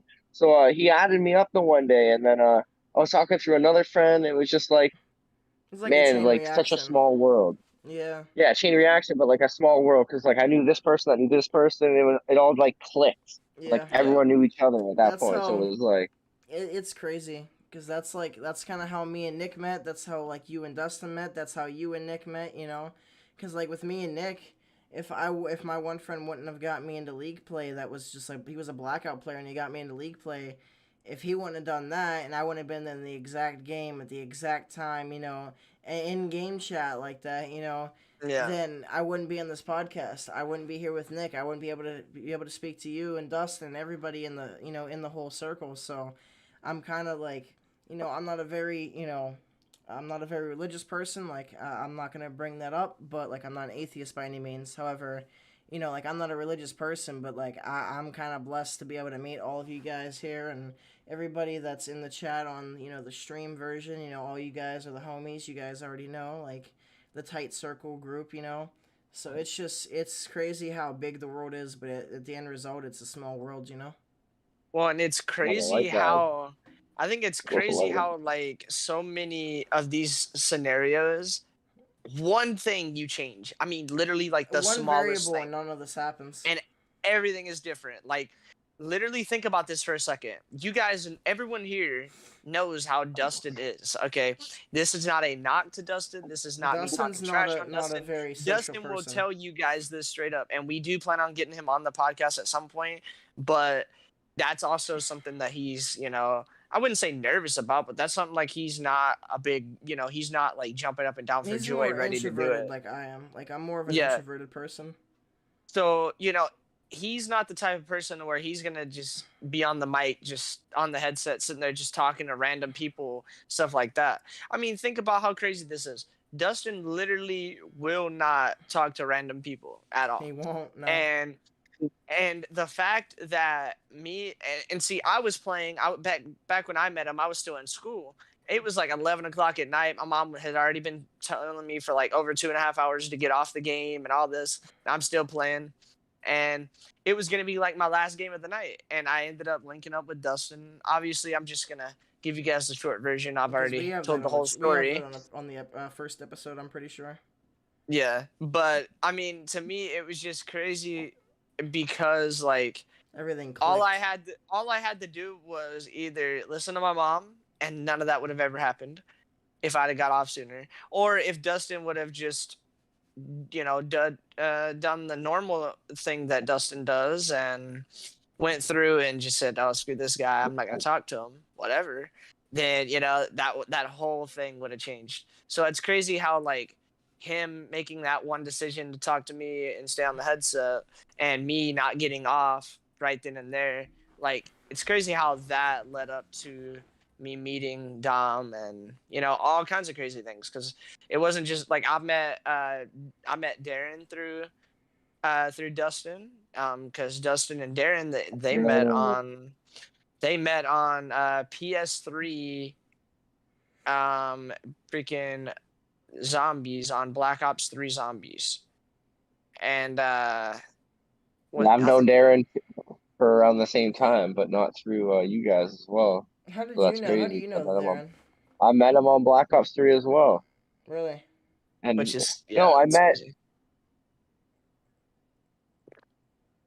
it was either that game or it was this game right here. Let me move something after that first. This game right here. I don't know if you can see it. The Division. Remember that crap Division. game? I think that might be where you met him. I don't know. I'm That pretty sounds sure right. that's where I met him. Because Yeah, I'm that sounds pretty right. sure his name was like Daytop or something like that, right? That sounds It familiar. spells pothead backwards. Yeah, Yeah. man, small world. Small world, bro.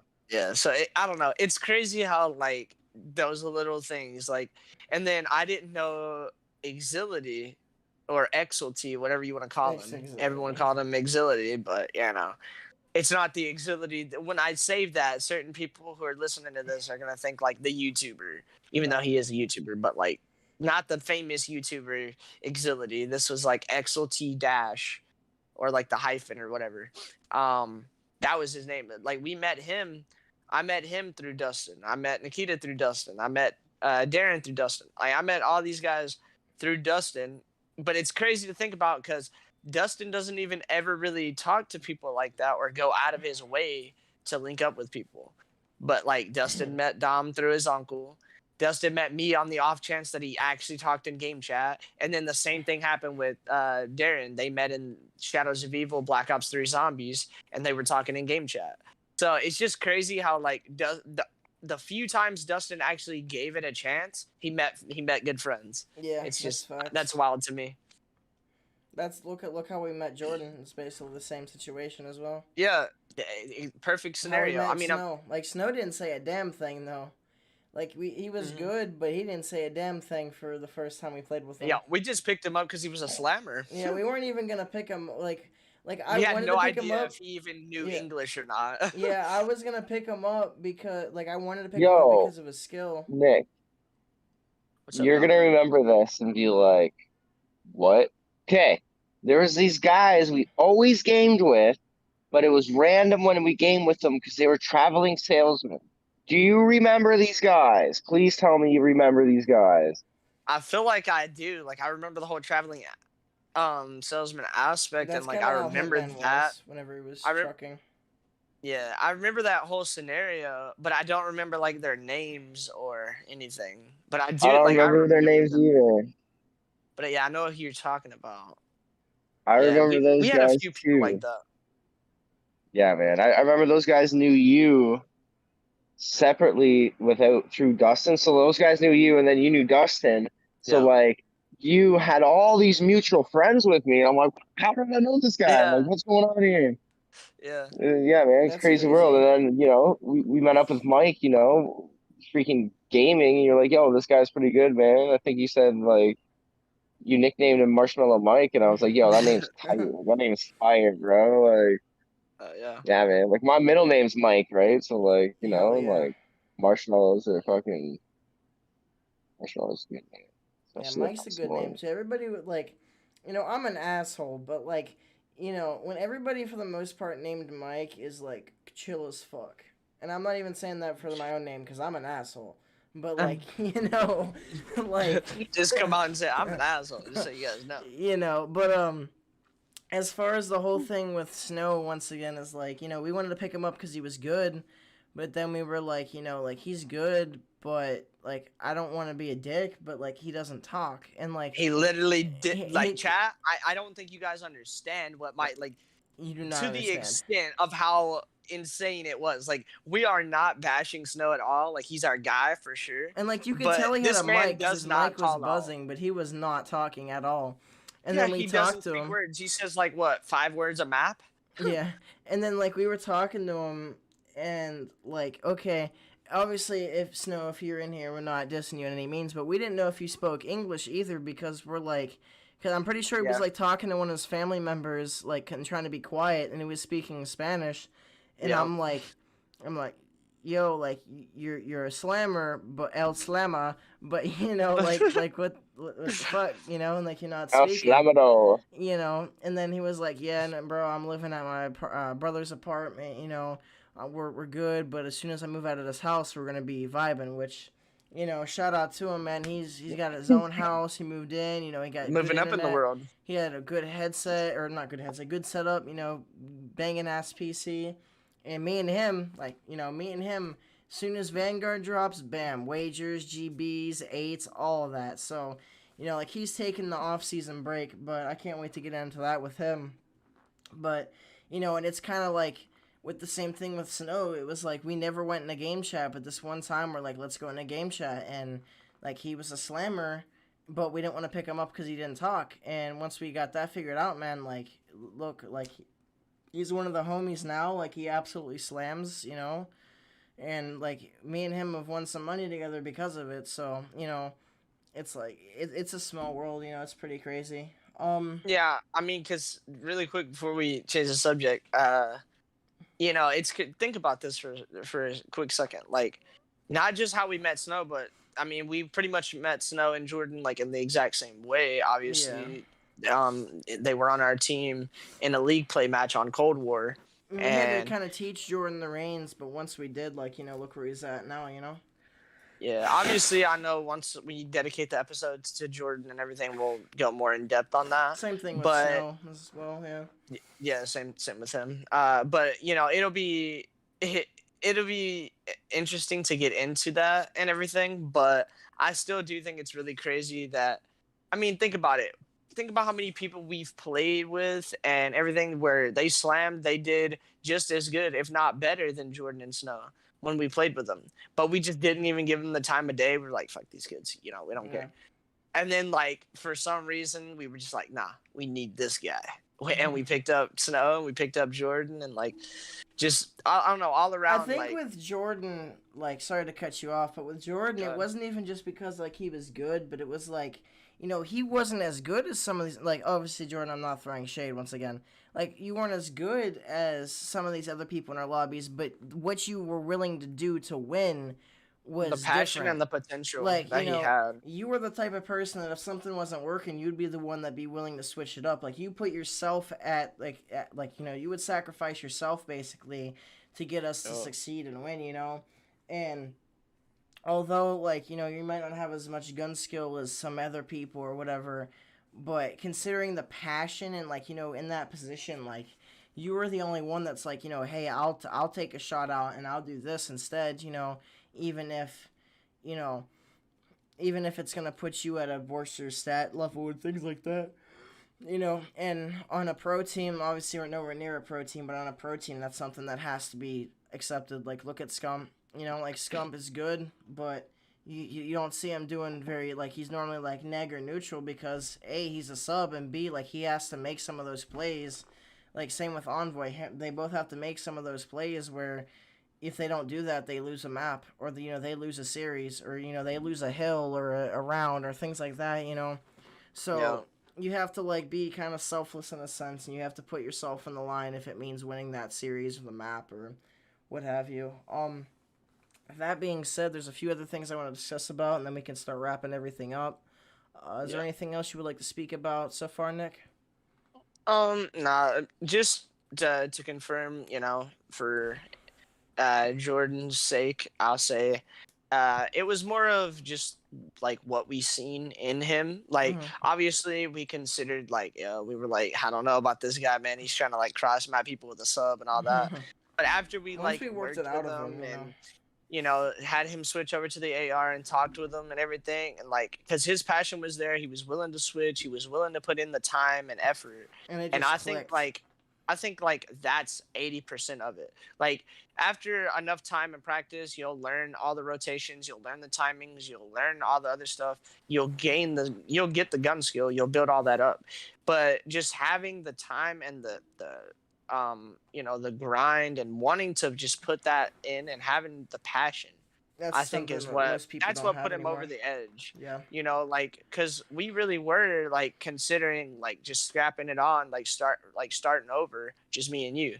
And we ultimately decided, like, we were going to keep Jordan and give him, like, and just look for a fourth. Yeah, give him, like, at first we were like, let's give Jordan a couple weeks, see what happens. If he's still at the point where, like, it's kind of handicapping us, then we'll make a decision together. But Are you guys I'm sorry? talking about Black Ops or Modern Warfare? We're talking about Black Ops Cold War. We were playing with that's when we picked up Jordan, or I think you know who we're talking about when we say Jordan. Enzo. No, of course. Yeah. Enzo, But yeah, so we made that decision. Enzo, like, this was something that we kind of discussed with you, but, like, this is kind of like the behind the scenes type thing.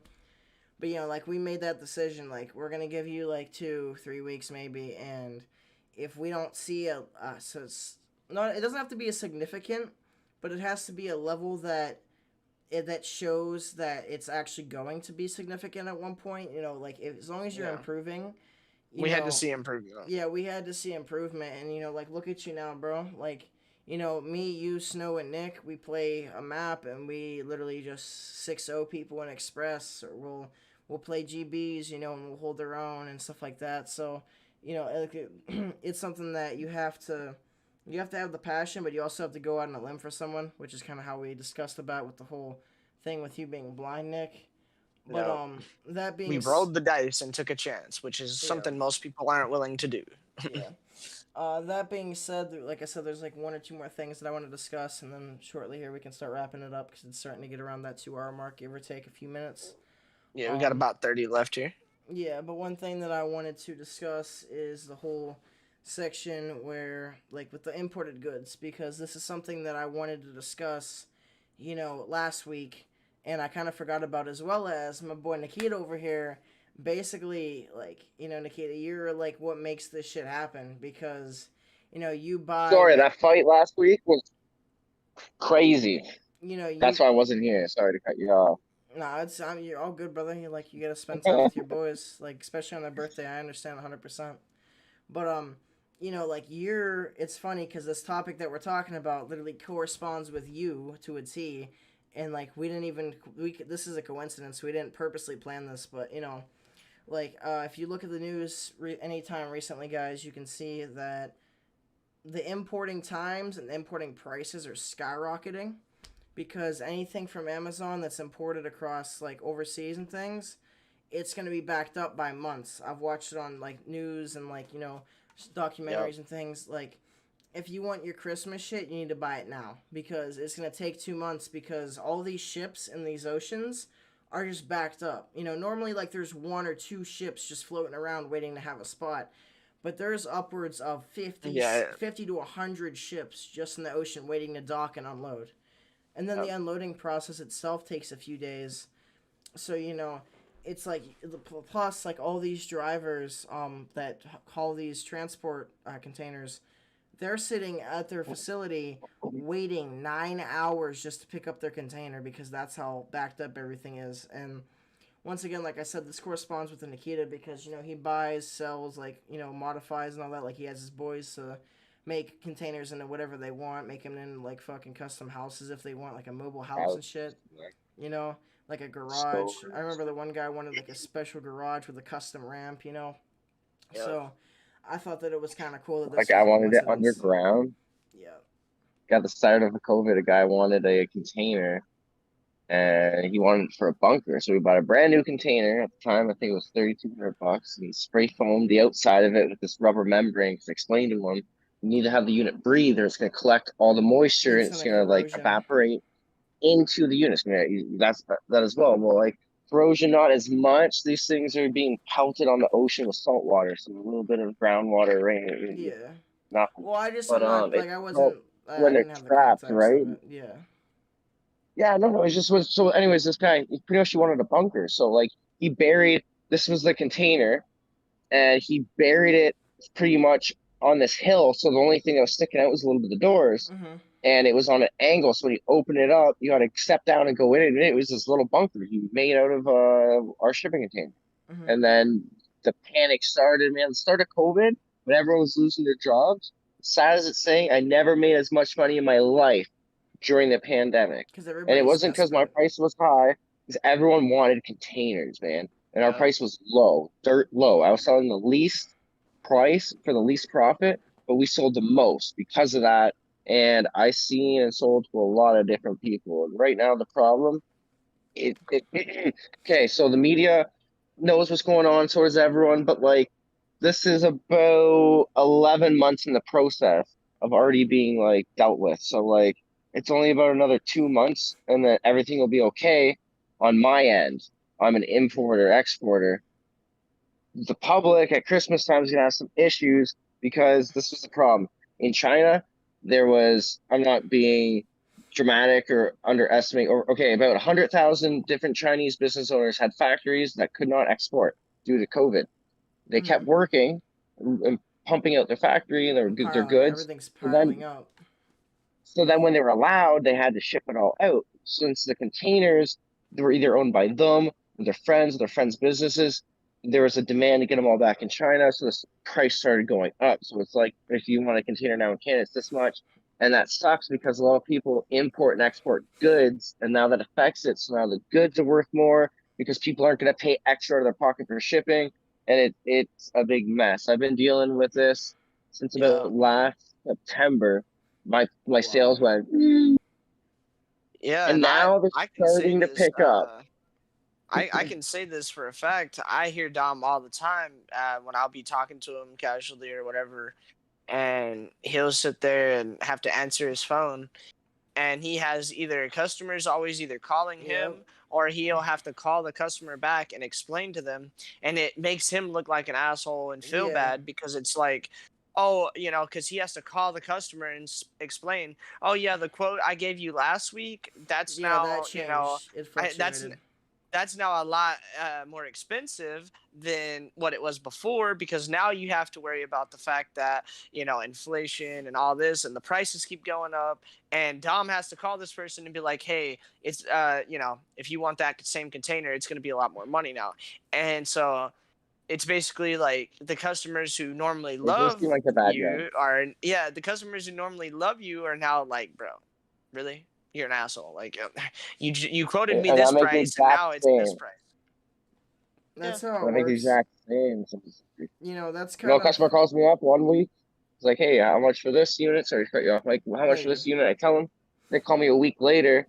Well, a week later, that Monday, I got a price list Yeah. changed. All the prices have changed effective immediately.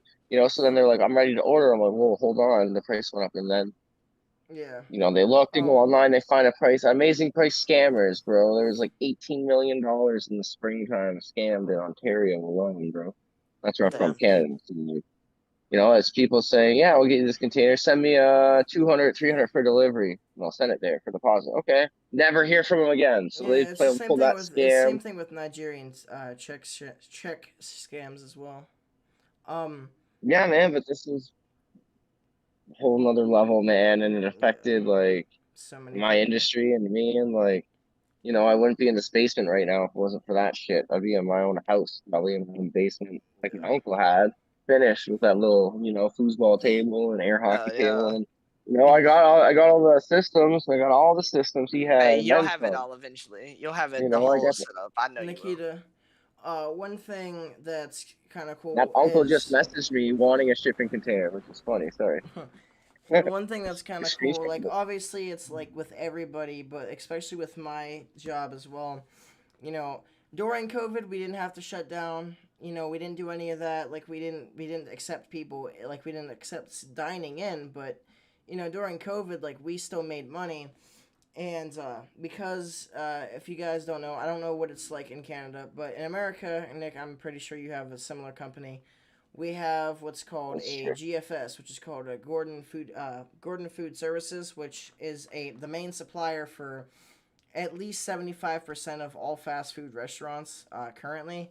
So we get our food and our products from GFS. So whenever their prices raise, we're taking a hit. So recently, about 2 months ago, we changed our menu. We renovated our menu completely. We used to offer Kaiser 6, 12, and 18-inch hoagies, and the Kaisers are like a 5.5-inch roll, I believe. And whenever we redid the menu, we didn't do that. Like that was toast. Like it's just 9 and 18s now. And then we raised everything that was a chicken product. We raised it by $1, and then our wings, bone-in wings for us, 12 of them was only like $13, I think, $13 or $14 before, and now they're at $20, and six is a half a dozen is $10. So people call and they're like, oh, I want an 18-inch of this, and I'm like, okay, that's gonna be 23 to $26, or depending on what you want. If you want extra shit, it's gonna be like 26, but Yeah. typically between 21 and 23 is like the average without tax.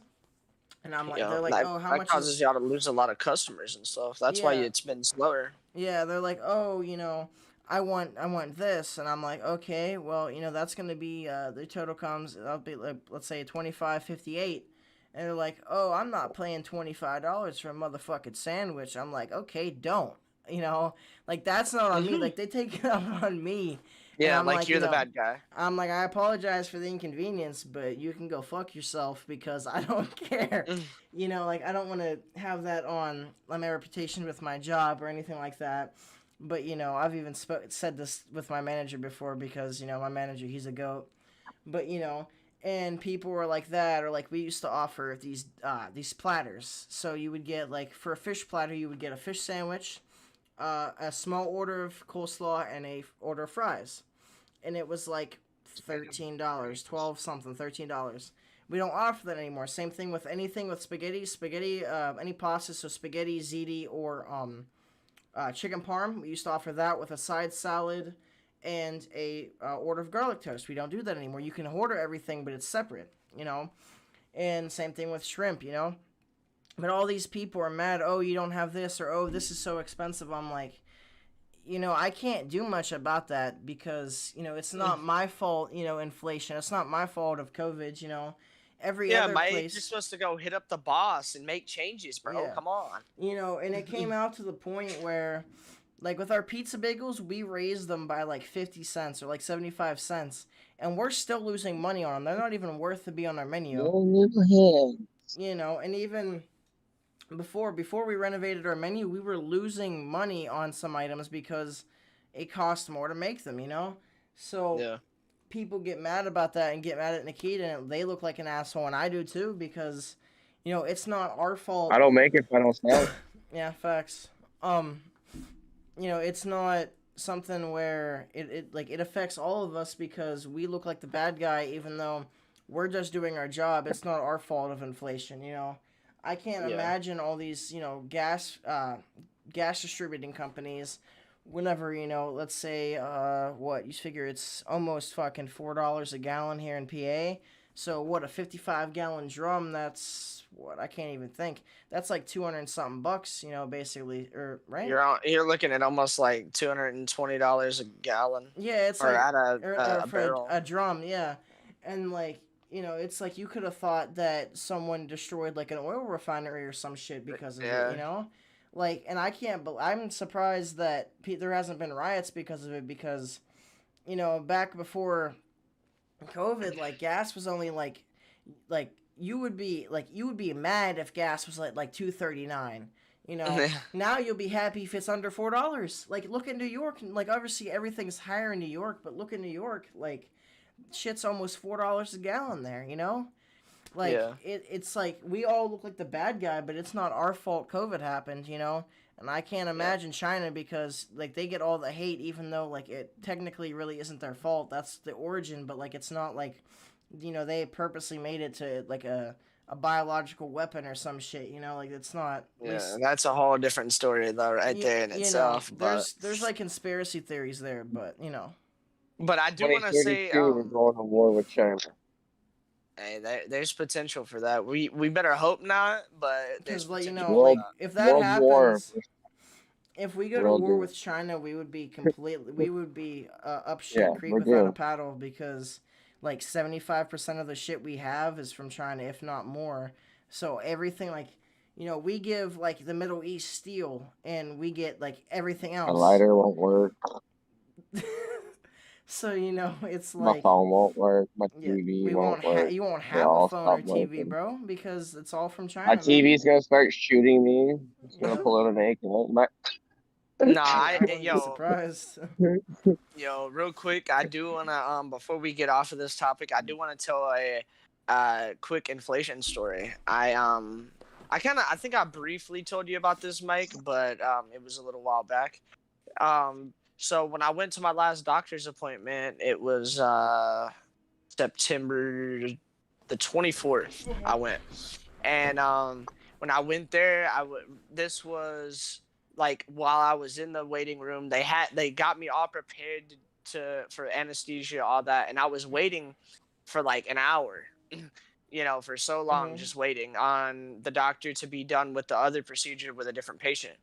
Well, while I was waiting, I don't even know what you call the guy, but like the guy who delivers and brings in the food and the snacks and all that to this medical facility, he basically he was explaining to the nurses and the staff there that I'm sorry that we don't have certain things. Like they didn't even basic things like the normal like small cups that you get from there that they fill up with water. Mhm. They didn't have any of those. They only had like the bigger like 16-ounce cups.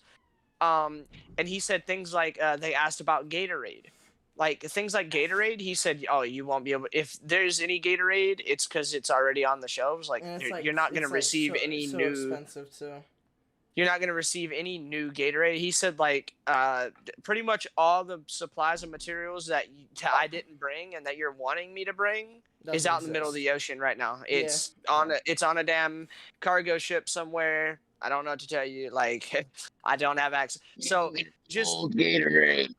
yeah. So just hearing that, it's crazy because after your procedure, you can either get water or Gatorade or all this. It's like, no, they don't even have that option anymore. It's like, well, we can give you water in a 16-ounce cup. Like, it's not even the small cups anymore. Like, they're out of everything. And it's not just, I mean, this is a medical facility. You would think they would prioritize this over a lot of other places if they had it. So it's like the guy told him, it's literally out in the middle of the ocean.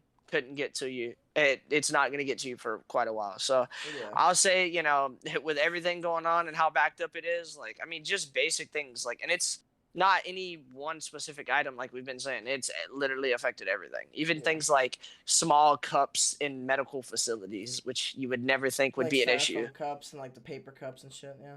Yeah, you would never think that would Well, be an issue, but yeah. just wait for when people need oil changes. Yeah. Like I heard something, yeah, and like I'm in on like the shipping containers. synthetic oil is high too. Like a regular car that takes like natural oil is like I don't know, it's like between 20 and like $50, but now, it's like you go and get a car that has It's synthetic, almost 200. you're paying like between 80 and like Nikita said $80 and $200, so that's crazy. Yeah. I paid 200 Canadian for mine. Really. Pontiac Pursuit 2003. Oh, yeah. One thing I want to get into before we wrap things up, there's also something that I'm going to discuss now, although I really don't want to because it's going to be in the finished version of the podcast. At the end of the podcast, once we do our outro, Nick, I'm going to keep recording so we can get a thumbnail, and then I'll just trim out the thumbnail video part. That way we have like a decent thumbnail, because I'm going to have to edit it and all that. But That's fine. that being said, one thing that I found really interesting recently, like I've always thought this was cool, but I've gotten into it a lot more recently, is like when people explore abandoned mines, it's like it's like a very like realistic time capsule because, I actually ended up watching these videos from a guy named Mr. Ballin. He makes videos on like scary stories and places where people haven't gone but still have because they're fucking stupid because 2021 people are stupid. Okay. Yeah, like Chernobyl. Yeah. Stuff like that. Chernobyl's, I've seen his video on that. Chernobyl's badass. I don't know if you know who. Probably don't know who Kyle Hill is, but like he's not a scientist, but he makes content on like science and chemistry and physics and all that. He's actually gonna spend 7 days inside of Chernobyl, like inside of the sarcophagus, and he's making content. I'm like, I love things about Chernobyl, so I think that's fucking amazing. I'd love to go and visit it, but like it's expensive. Thanks. That plus I'm good. You're gonna die. I don't want to be anywhere near radiation because that shit terrifies me. Well, you'd have the whole suit on and everything, but it's like to me, if it just wasn't as expensive, because like you're already spending a good amount of money and stuff to get there, and then on top of that, you got to spend more. It's like I don't know. If it wasn't as expensive, I would have already done it. That being said, like I don't know about Ukraine, but do you know that Slovakia, like their prices are like dirt cheap? Like this was a little while ago, but I'm in 10th grade I'm in 11th. So my English teacher that's going to be for my senior year, he also teaches an ACT or SAT prep class, ACT and SAT. And he was speaking. Hey, like, you know me. Like, he's one of those cool teachers that like you get your shit done, and he'll just like talk and chill with you guys. Like, he's like he's chill as fuck, And he was like, whenever whenever his family went to Slovakia for like an event for a while, they ended up going to dinner, like a high class dinner, every single day for a straight week, and it costed less than $300 for that and the hotel and the driving expenses and all that. And that's $300. That's 300 USD. So I was That's like, crazy. and like he Yeah. wants to. Once he retires, he wants to move there for like 10 years just to like experience everything because like it's something that's like heritage based, I believe. Yeah, So I think even in like cheaper parts of the US, it's like you're gonna spend more than 300 just on food if you're going yeah. to good like high class restaurants. If You're you're spending that's more than $300 300 in on like just three food. days, 2 days maybe. Yeah. Yeah. So I mean, you're spending over 300 on just food alone, and then the hotel, depending on the place, of Hotel can course, be is up gonna to three hundred change. dollars a But night if you have like a yeah, nice hotel and like depending on the place, yeah, then rent like not rent like renting a car that shit's expensive as fuck. yeah. Gas that's expensive as fuck. So it's And like then if you want to do anything special, like if you want to go to like take a you, tour of you anything need to or pay for any of that. You that, need to pay for that's tickets gonna for cost it. Like you need extra. to pay for your Yeah. paint. Like it's just the U.S. Like I'm proud to be American. I'm a patriot, but like this shit sucks. Okay, like from Yeah. the most people from the outside looking in be like America is the greatest country ever, and although America is fucking amazing, I love to be here. I would never change it, anything like that. But you don't understand how like economically some of these other America. Fuck okay, yeah. yeah, okay, Nikita, Mr. Canadian boy. Um, you know, but from the outside looking in, most people think that, it's great and it is, but when it comes to the economy, it's horrible. And kind of Don't segueing, move to Canada. It's worse. it is. Okay, we need to have you on for a second episode. We need to discuss that. um, We do. And I can show you guys my game collection and stuff. bro, Yeah.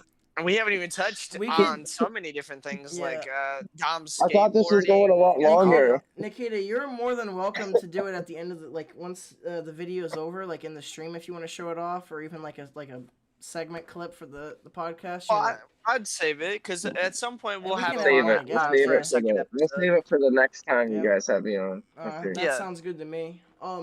But talking about I can show you my dog as well. the whole economy and things, you know, after I watched the Mr. Ballin video, just because I always watch his videos, I especially watch YouTube when I eat, like that's my thing. Yeah.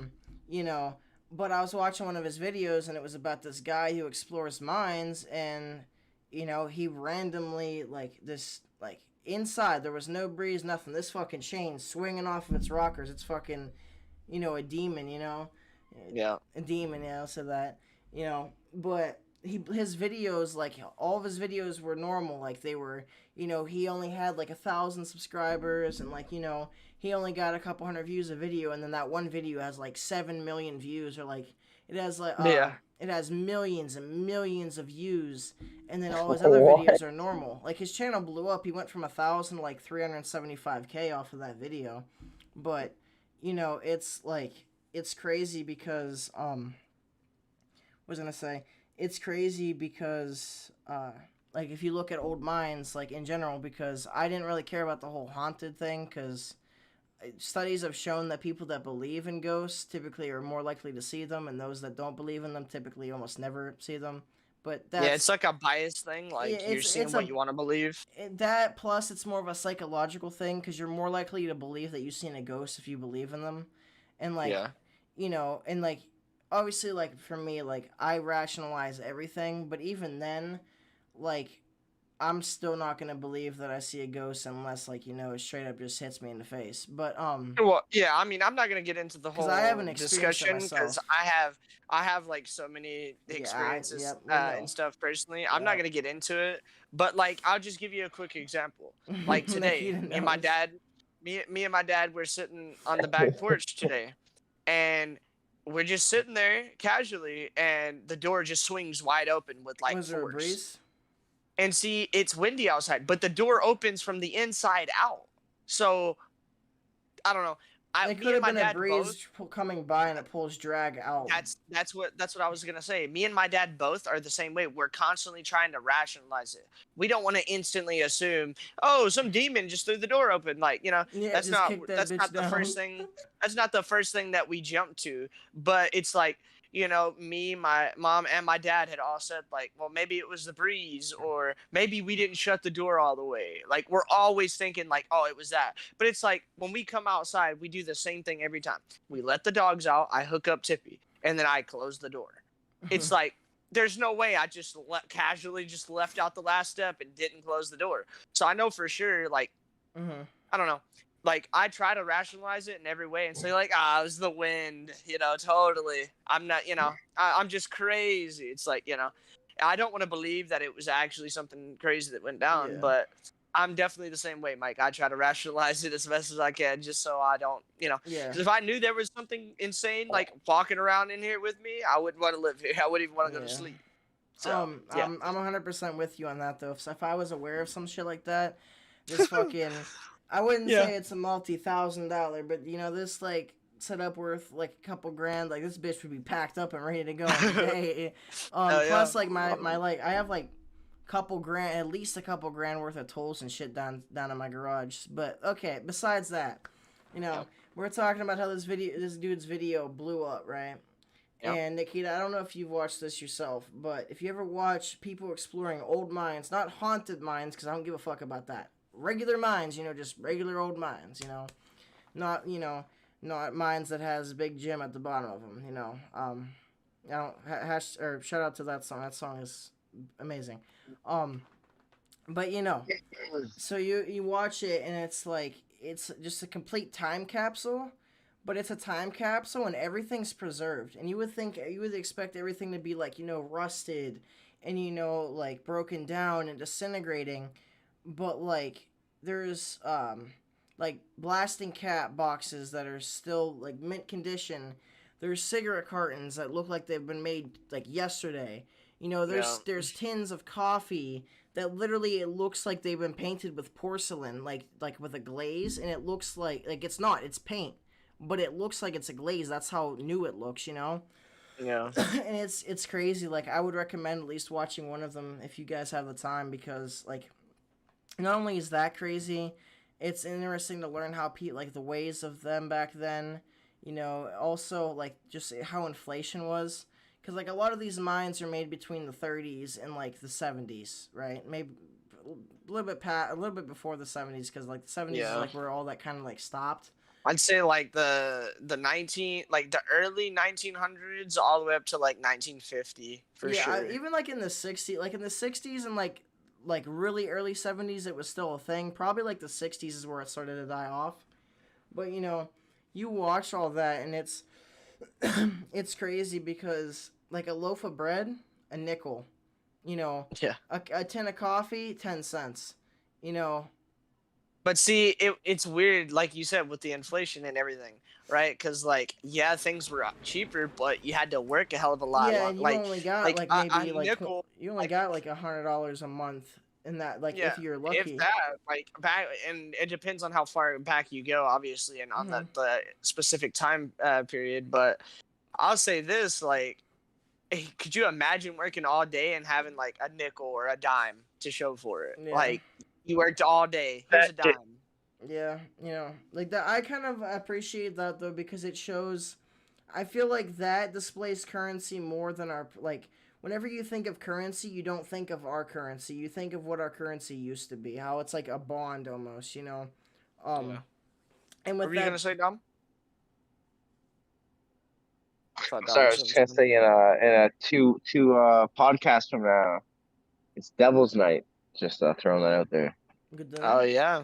Oh yeah. Yeah, that's. I didn't even think about that, but yeah, that's right, isn't it? That's gonna be interesting. So we'll be doing it the night of. Wow. Wait, we're gonna have to Halloween, bro. Oh, that's what I thought, but I wasn't sure. Oh, that's cool.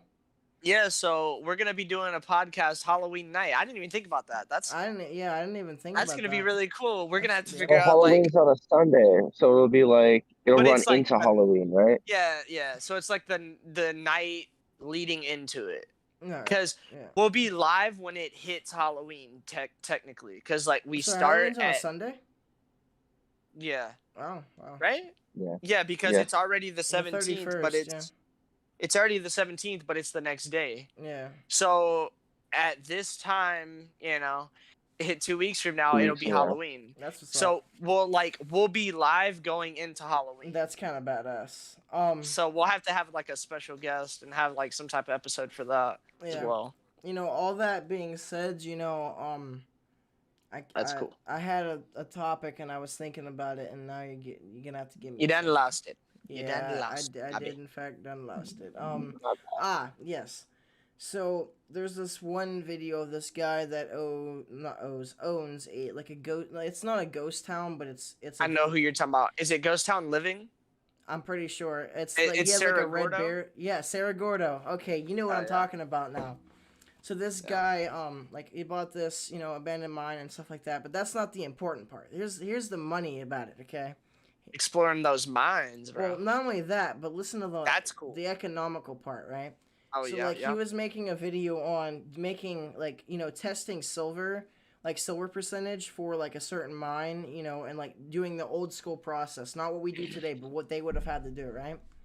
Oh. And at the end of it, like during like all of it, he was talking about how the furnaces were on the mine, and then people had to haul it off, but I forget what the alloy was called, but it was lead and silver mixed together, so it's harder for people to steal it, because if they steal it, they have to have someone refine it, and then why does it have this company name stamped into it? Oh, I just found it. Yeah, no, you didn't. Yeah. So that being said, he was talking about how back in the day, the furnaces that people would go to, either they're on the mine or down the hill. Well, those furnaces, the ones that I'm pretty sure were on site, they would charge them, and by the end of the month, they would be making $3,500 a month, and that was back in like the 50s and the 60s, Yeah. where Which would be hundreds of thousands. That would be what? Okay. So I'm pretty sure, like with today's inflation, like it's like a 10th or a 12th of the price. Like things now are 12 to like whatever percent, or not percent. Yeah. But So let's times just say, higher. well, let's just say like back then, if it was $3,500 a month, now it's like $35,000 a Yeah, month. I'm gonna look it up, but it's gonna be close to that. It'll be like 34, like 32 grand. I'm gonna double check. I mean, it technically doesn't have to be a specific number, I'm just but I curious like, personally. Yeah. yeah. I know, like, I don't know. I agree with you on that. I think it's crazy how, like, back then, you could literally, you look at how it was back then, and it's like, my You can goodness. imagine how it'd be like back in the colonial days, whenever like that was like the ways of life. One moment. Back then, you're like, yep, made, $3,500 a month. I'm banking. Nowadays, you got freaking some people that make that in less than a week. Yeah, we were both right. So like I said, it would be around 32 to 34 grand. It's 3,500. Then would be 32 435. So yeah, so about 30 to 35,000. So you figure 12 months, you're making easily a couple $100 grand. So what, you're making like almost 300, give or take. So that's crazy, and it's insane how things have evolved, but how like it's funny how techniques and like technology's evolved, but how humans have done kind of the opposite. And like I kind of hate on my own and like slander my own generation, but I feel like as technology advances, our generation's IQ decreases, or like because we like the things we used to do. Yeah, exactly, the things we used to do, like that used to be an actual, like, think about it back then, like just to get one bar of soap, all the shit you had to go through. Like that's an example, obviously, but things like that where you literally had to earn every single thing that you owned. You had to earn and work your ass off for. Nowadays it's like, oh, you want a bar of soap, go to the store and buy it, bam bam. Oh, you want ice cream, you don't have to churn, you're not gonna sit there and make your own ice cream. Oh, you want to churn butter? Yeah, no, that's hilarious. Like Yeah. you're not gonna do any of that. Like that's light work, you know. So now let's just say if it was to ever happen the way I want it to, and it goes to like a zombie apocalypse or something.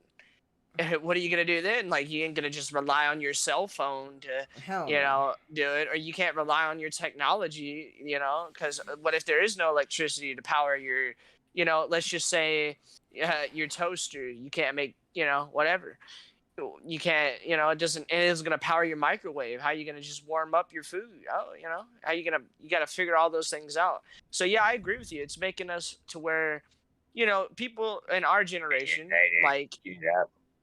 yeah, well, think about it. Somebody who, like Dom, he's still, I'd say he's still in our generation, obviously, but even from just his time period to ours, like just that little It's bit of way difference, different. Yeah. he knows way more things that we never even had to learn just because it was done It's a differently then. convenience thing. Yeah.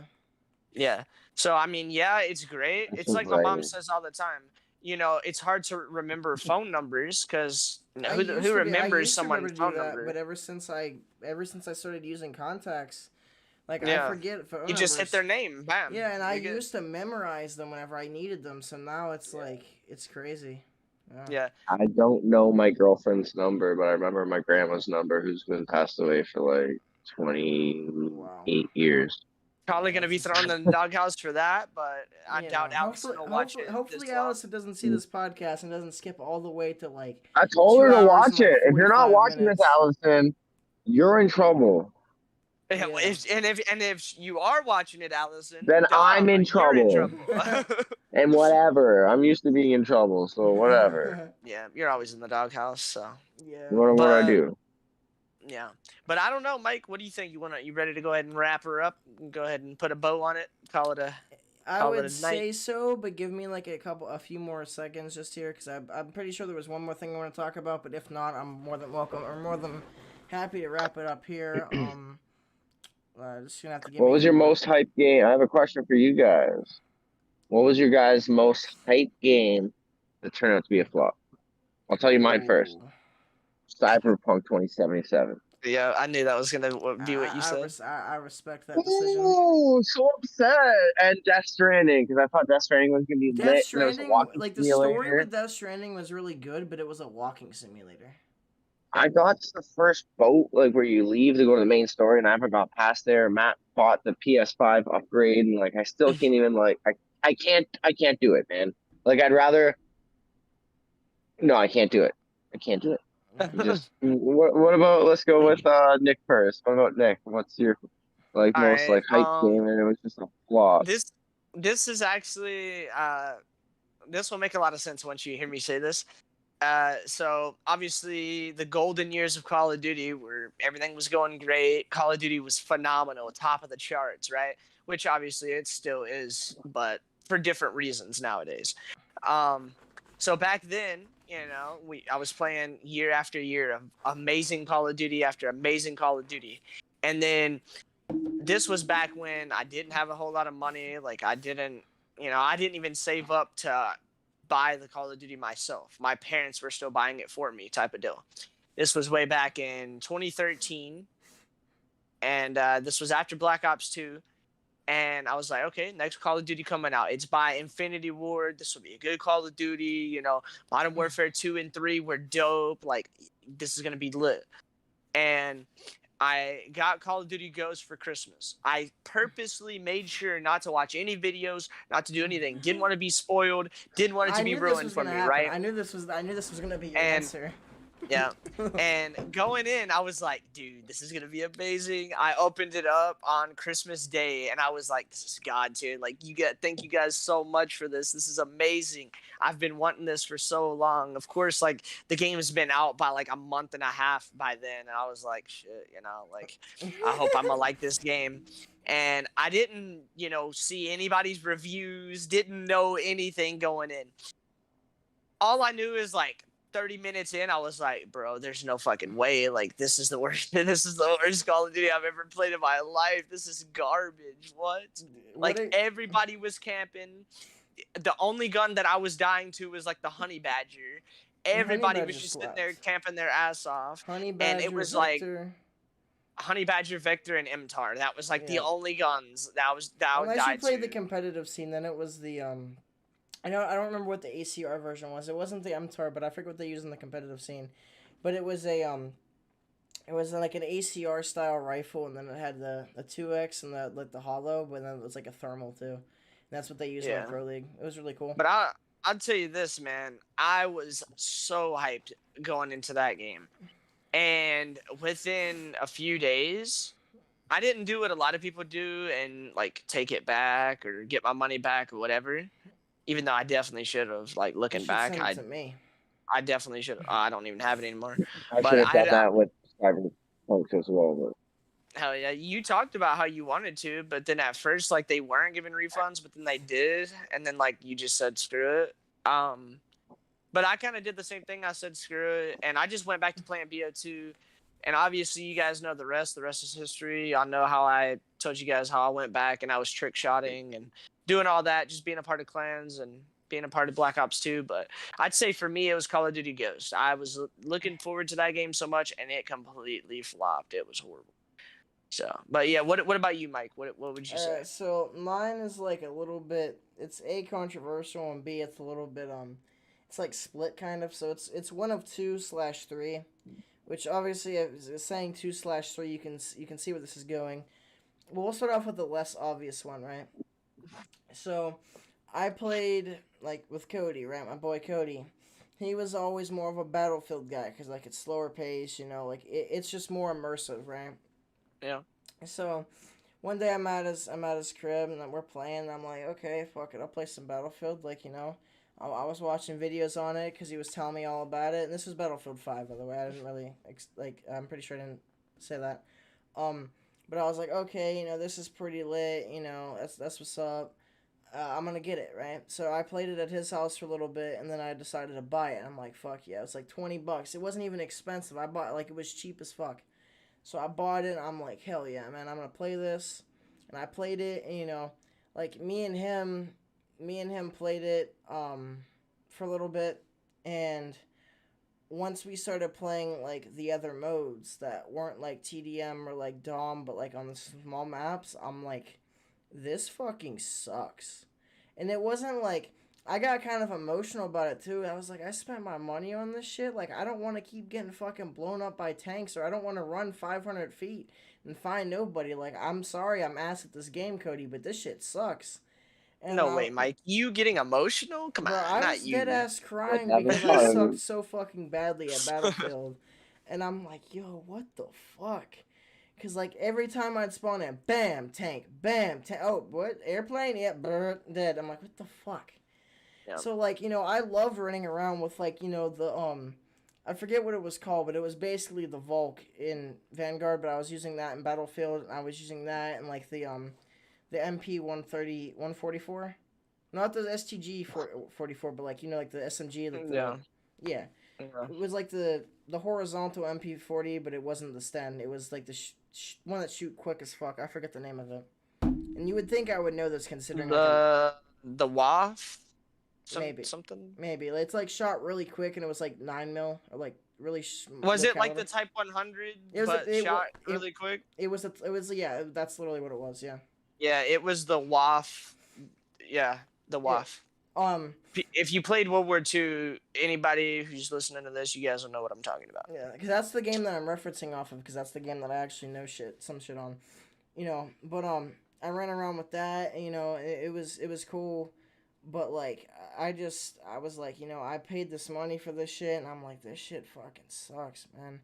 And, like, I was loving it because me and Cody were playing together. We were slamming everybody, and, like, Cody wasn't he's a good dude, but, like, he wasn't the hardcore gamer type. But Battlefield, like, was like his game. It was kind of like how Nikita is with, like, Enlist, like, Hell Let Loose. Like, that was the game where he popped off, and me and him would run around. Like, me and you were the sub duo, me and him were the duo, bro. We slammed everybody. But whenever we played anything besides, like, those small modes, I'm like, I can't, man. Like, this shit's not fun. And then I even got to the point where I was like, I'm going to return it. But then I realized, I'm like, it's not even worth. I'll just, like, try to get good at it, or I'll keep it. I still have it. It's in my tool chest and up here. But, And that really sucked because I really wanted to like that gun, because it was fun. And like I loved the way Battlefield played, but I just didn't like the tanks and the running simulator aspect. And then the second thing that I would get to and say is probably Modern Warfare slash Warzone. Like That's what I was. Yeah, Warzone that's what I thought you recently, were saying. Warzone recently is kind of like I've kind of gotten into it. Like I've been enjoying it, but like okay for MW right, the beta like the 2v2 beta, god tier, amazing. That shit was amazing for the alpha, right? The Yeah, 2v2 alpha. yeah. The 2v2 alpha was god tier. And like even the beta, like it was full of 725 and camping, but I felt like if they removed that it was gonna be a decent game. Like I enjoyed the way it looked and felt. I just didn't like kids sitting in a fucking shot in a corner with a shotgun. Like that's not fun. It was all because of the horse feet, bro. If they didn't make it to where you sounded so Yeah. loud, people didn't feel like they had to camp in Yeah. a corner. You know. Because you couldn't make a play or move without your dead silence. Yeah, and that like getting into that, it was kind of exactly like I thought the game was really good, but that was the game, including Warzone, where they changed shit that didn't need to be changed. They changed the way, mini map. They changed the mini map, the way BRs played, the way that Dead Silence wasn't a field upgrade, or wasn't a perk. It was a field upgrade, which was fucking stupid. No. Like I love the gun customization. That was amazing because back in the day that was something that we didn't have. I was like, I can get this to be like a real, like military issue rifle if I want to. I can make it into, like a 9mm M4, which is a real thing you can do. Like you need a conversion kit, but you can do it. Like it's badass. And I really respect Infinity Ward for like going to that like length and like doing all that. But a couple things that I didn't really like was after the beta I was like kind of thinking like I kind of want to refund this shit. This shit's ass. Like this is horrible. Like it looks cool and it's nice, but it's ass. So and I did that, but like I don't like that they introduced the not the pick 5, but like the 5 attachment system. I didn't like that. I like the classic pick 10. I still don't like it to this day. I like the pick 10 way better. I didn't like things that they did. Like I thought like the snapshot grenade was cool, but then like it was just like there was a lot of things that they did that didn't need to be done. Like like mounting, like making everything kind of wall bangable. Like they introduced a lot of recoil, which I don't mind that because I feel like that's the way to increase the skill gap. And then that's another reason people camp so much is the time to kill was like instant. It was like you were playing basically hardcore. Like if you got if you were if you had an AR that did a lot of damage, like the Odin, I don't know, like I know at launch like certain guns did a lot of headshot damage, but once they buffed everything and nerfed everything, like headshots isn't a one shot, but it might as well be because if you hit one body shot and one headshot, you're done. But they did that. They did the doors. What else? Try crossing the street on Grozna raid with that time to kill. It's not happening. Yeah, and it just I felt like it was almost like hardcore, it just didn't feel like COD to me, and obviously I just came from BO4 and like that was like my first online COD, so I was like, this is not COD. Like just coming from BO4, I'm like, this isn't COD. This isn't what I've played. This is like I played Ghost offline, I played BO2 offline. I'm like, this is just not COD, whatever. Well, and then you have the whole fact that they straight up said, like they came out and admitted just adapt. that they, they said the whole just adapt. And they admitted for, like, bad players. Yeah, they said like, we want bad players to have a chance, and like, we want everyone to have a fair chance. And they even said like, oh yeah, like the reason why the time to kill is quicker is so if they're sitting there, they can catch their unexpected, like opponents. If it's like off BO4 guard. TTK, you can 180 and just shit all over the kid. Like you can just wipe the floor with them. But like in that's MW, why it was like a skill gap. Yeah. Like in MW, it's just dead. Yeah, and MW as well. With that, like in SBMM, right? And I feel like SBMM was harder in MW than it was in Cold War. Personally, that's my opinion. And in MW it was like I at first I was whatever, and then towards the end and middle of it, I'm like Like I'm not gonna lie, I reverse boosted a couple games, but like that was it. Like I wouldn't do like 15 games and then get a bot lobby. I just did it so that I could play and not like I don't even care if I got like amazing gameplay. I just wanted to have a game where I didn't have to try my dick off just to go neutral or go like barely positive, you know? It's sad you even have to do that, but Yeah. it's like it's either that And like or have a different account that you just join yeah, on, which is basically the the same. equivalent of reverse boosting. Yeah, you know. So and like that it was like in that sense I was like, you know, I wasn't like super into the competitive scene as I am now. Like I was into BO4 competitive, but MW competitive like for the public was more of a flop, you know. So I was like, I don't even really care about going up against kids that are better than me and getting better at this point. I'm just tired of this. Like I don't want to have to sweat every game, you know. And then Yeah. going into Warzone, that's something that I think that was overhyped as fuck. I think Warzone it's good, but people praise it and ride its dick like it's the best thing ever, and it's not. And I play Warzone myself. You know, I'm not saying that it's the worst thing ever because it's not. We've had way worse CODs like you know, MW or you know Ghosts. I didn't play Ghost personally, but you know MW 2019 dog shit. Okay, you know. Yeah. But with Warzone, it was like kind of the same thing. Like it was all the bad things at I'm MW, going and to. then you know everything was different. Like you know, like all the shitty mechanics were there, and like I didn't like all the like the mechanics and things that they had in MW. And then it was like, oh well, like Nikita said, everything's nerfed and buffed. One day it's good, one day it's bad. You know, that and the map was too big, it was too slow paced. And then like my biggest thing, you know, my biggest thing was always BRs, right? BRs are like PUBG, H1, Blackout. Like I'm not talking about Rebirth, Blackout, or Alcatraz. Well, I'm talking. let's put it this way. To sum up what Mike's about to say is buy stations, in his opinion, Well, shouldn't exist, well, not just buy and stations. everything that you can get in the buy station shouldn't exist. Yeah. So if you remove that, you have a normal BR, and that's what would make Mike a lot more comfortable and a lot more happy Mm-hmm. with Warzone. Yeah. Is if the buy station and everything in it didn't Yeah. exist. I think it would be a really interesting like mode if they had it to where like, I mean, I don't I think would they've play ever that tried that. nonstop. But Like, they I would don't think also they've have to ever make it tried where that, ground but loot. Like I know, like they did it the way they did because of the attachment system. But they would yeah, have to make it so ground loot isn't ground loot. It's whatever you find and you throw attachments and shit on. I know that would kind of suck, but and it would make it really hard for it to render everything in. But like, yeah, because I don't like I or said. they could do like what they did with Blackout, like gold guns. Like if you found a gold gun in Blackout, it was like a random setup. Yeah, well, they They could, do that now, but like I want to be able to pick the attachments that I put on my gun. You know, I don't want it to have some random attachment. Like I want what I put on it, what I don't want on yeah. it. Well, they could have found a way around that. Like they could have it to where if you found a gold gun or a legendary gun, then you could just switch up your Yeah, attachments. like Like I think they could find a way around it. Is my point. yeah, I think that if they did that, I would like Warzone more. Like I like Rebirth because I don't really play Rebirth as a BR. I play it just to slam everybody and get kills. Because like I said, what they did with Warzone, it's not really a BR in my opinion. It's a really bad interpretation, and it's something that it's like they tried changing everything like they did in MW. They tried making all kind of different shit that they didn't need to, and they made shit in Warzone that didn't need to exist. And you know, now it's setting the standards for other things, and that's just I don't think that should be happening. I don't think so. That should be.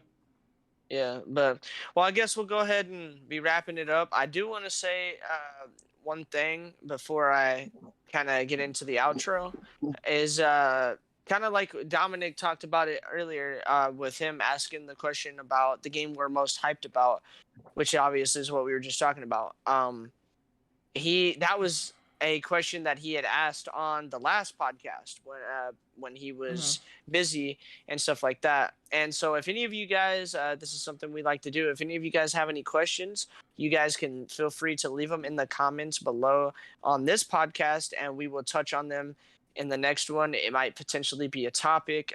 You guys never know. So feel free to leave your comments. You know, let us know. Ask us any questions you guys have, and we'll try to answer them. If there's anything we left out or any questions you have about Dom, we can also update you guys about that for the next one.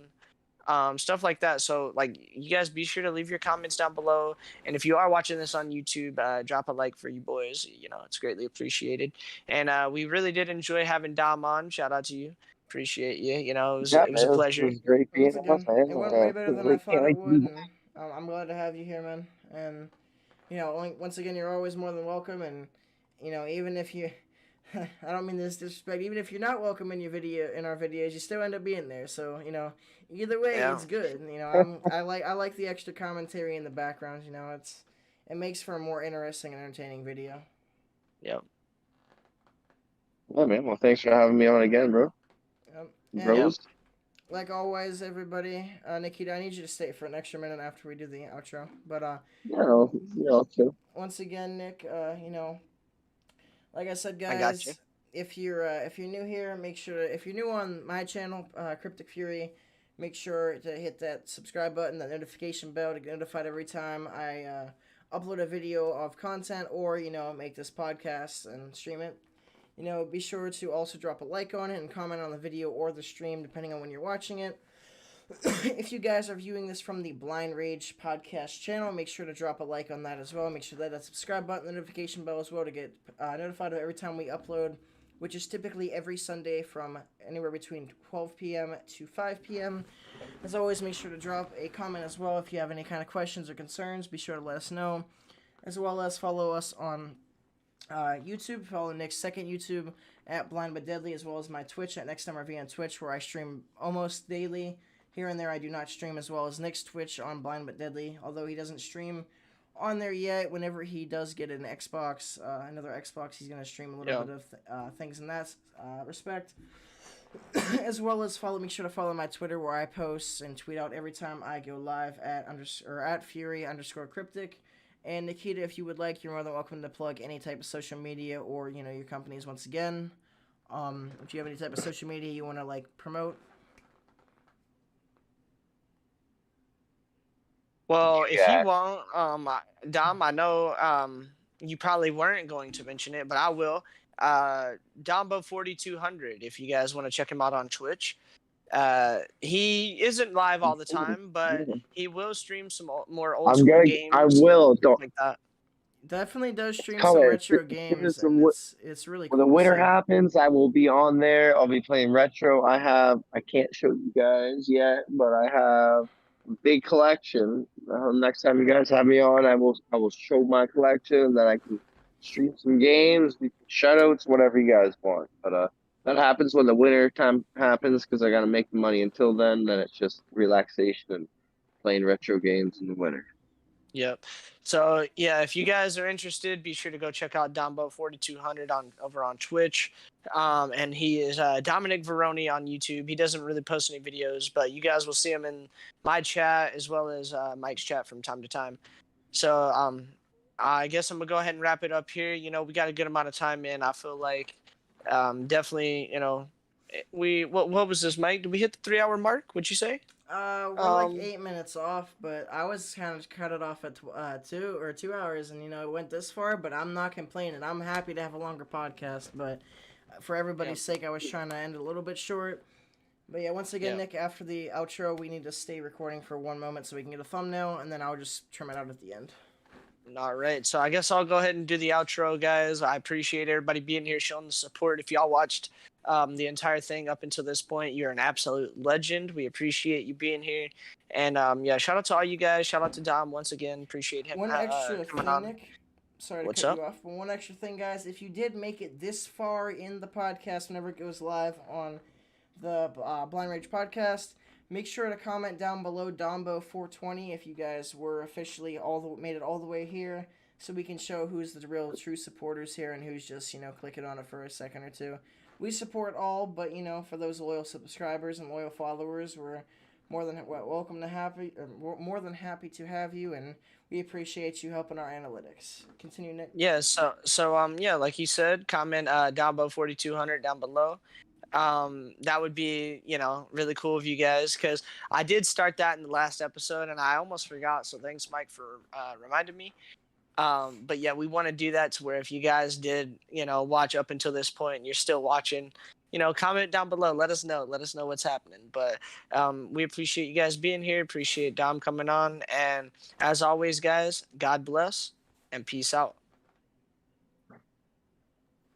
Okay. I don't know what you want to do. Like, I'm just gonna do like a crisscross type thing. I don't know what you want to do, Nikita. If you want to make like a, I don't know, not like a goofy face, but like some type of like posture or face, you're more than welcome to.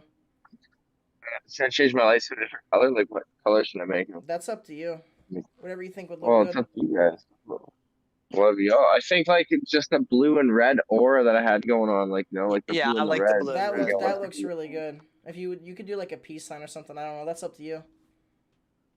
It's just like I don't know. I like the shades. They're like reflecting The everything, and shade like looks it's like goaded. it's Yeah. like yo, who's that? They could be like, yo, who the fuck they got on their podcast? Who the fuck? And like maybe like get some more That actually traffic and looked very shit. good right there with your like fist on your right by your like your hand right by your chin. So I think we'll end up using that. If that sounds good to you. Yeah, man. All right. Okay, I'm gonna end the video here and just clip it out. As always, guys, everybody in the stream, I appreciate you guys coming out here. Everybody's still here, but we're probably gonna be transitioning here shortly. But yeah, once again, guys, thank you all for coming out here and watching the podcast live. Make sure to check it out tomorrow whenever it goes live on the Blind Rage podcast.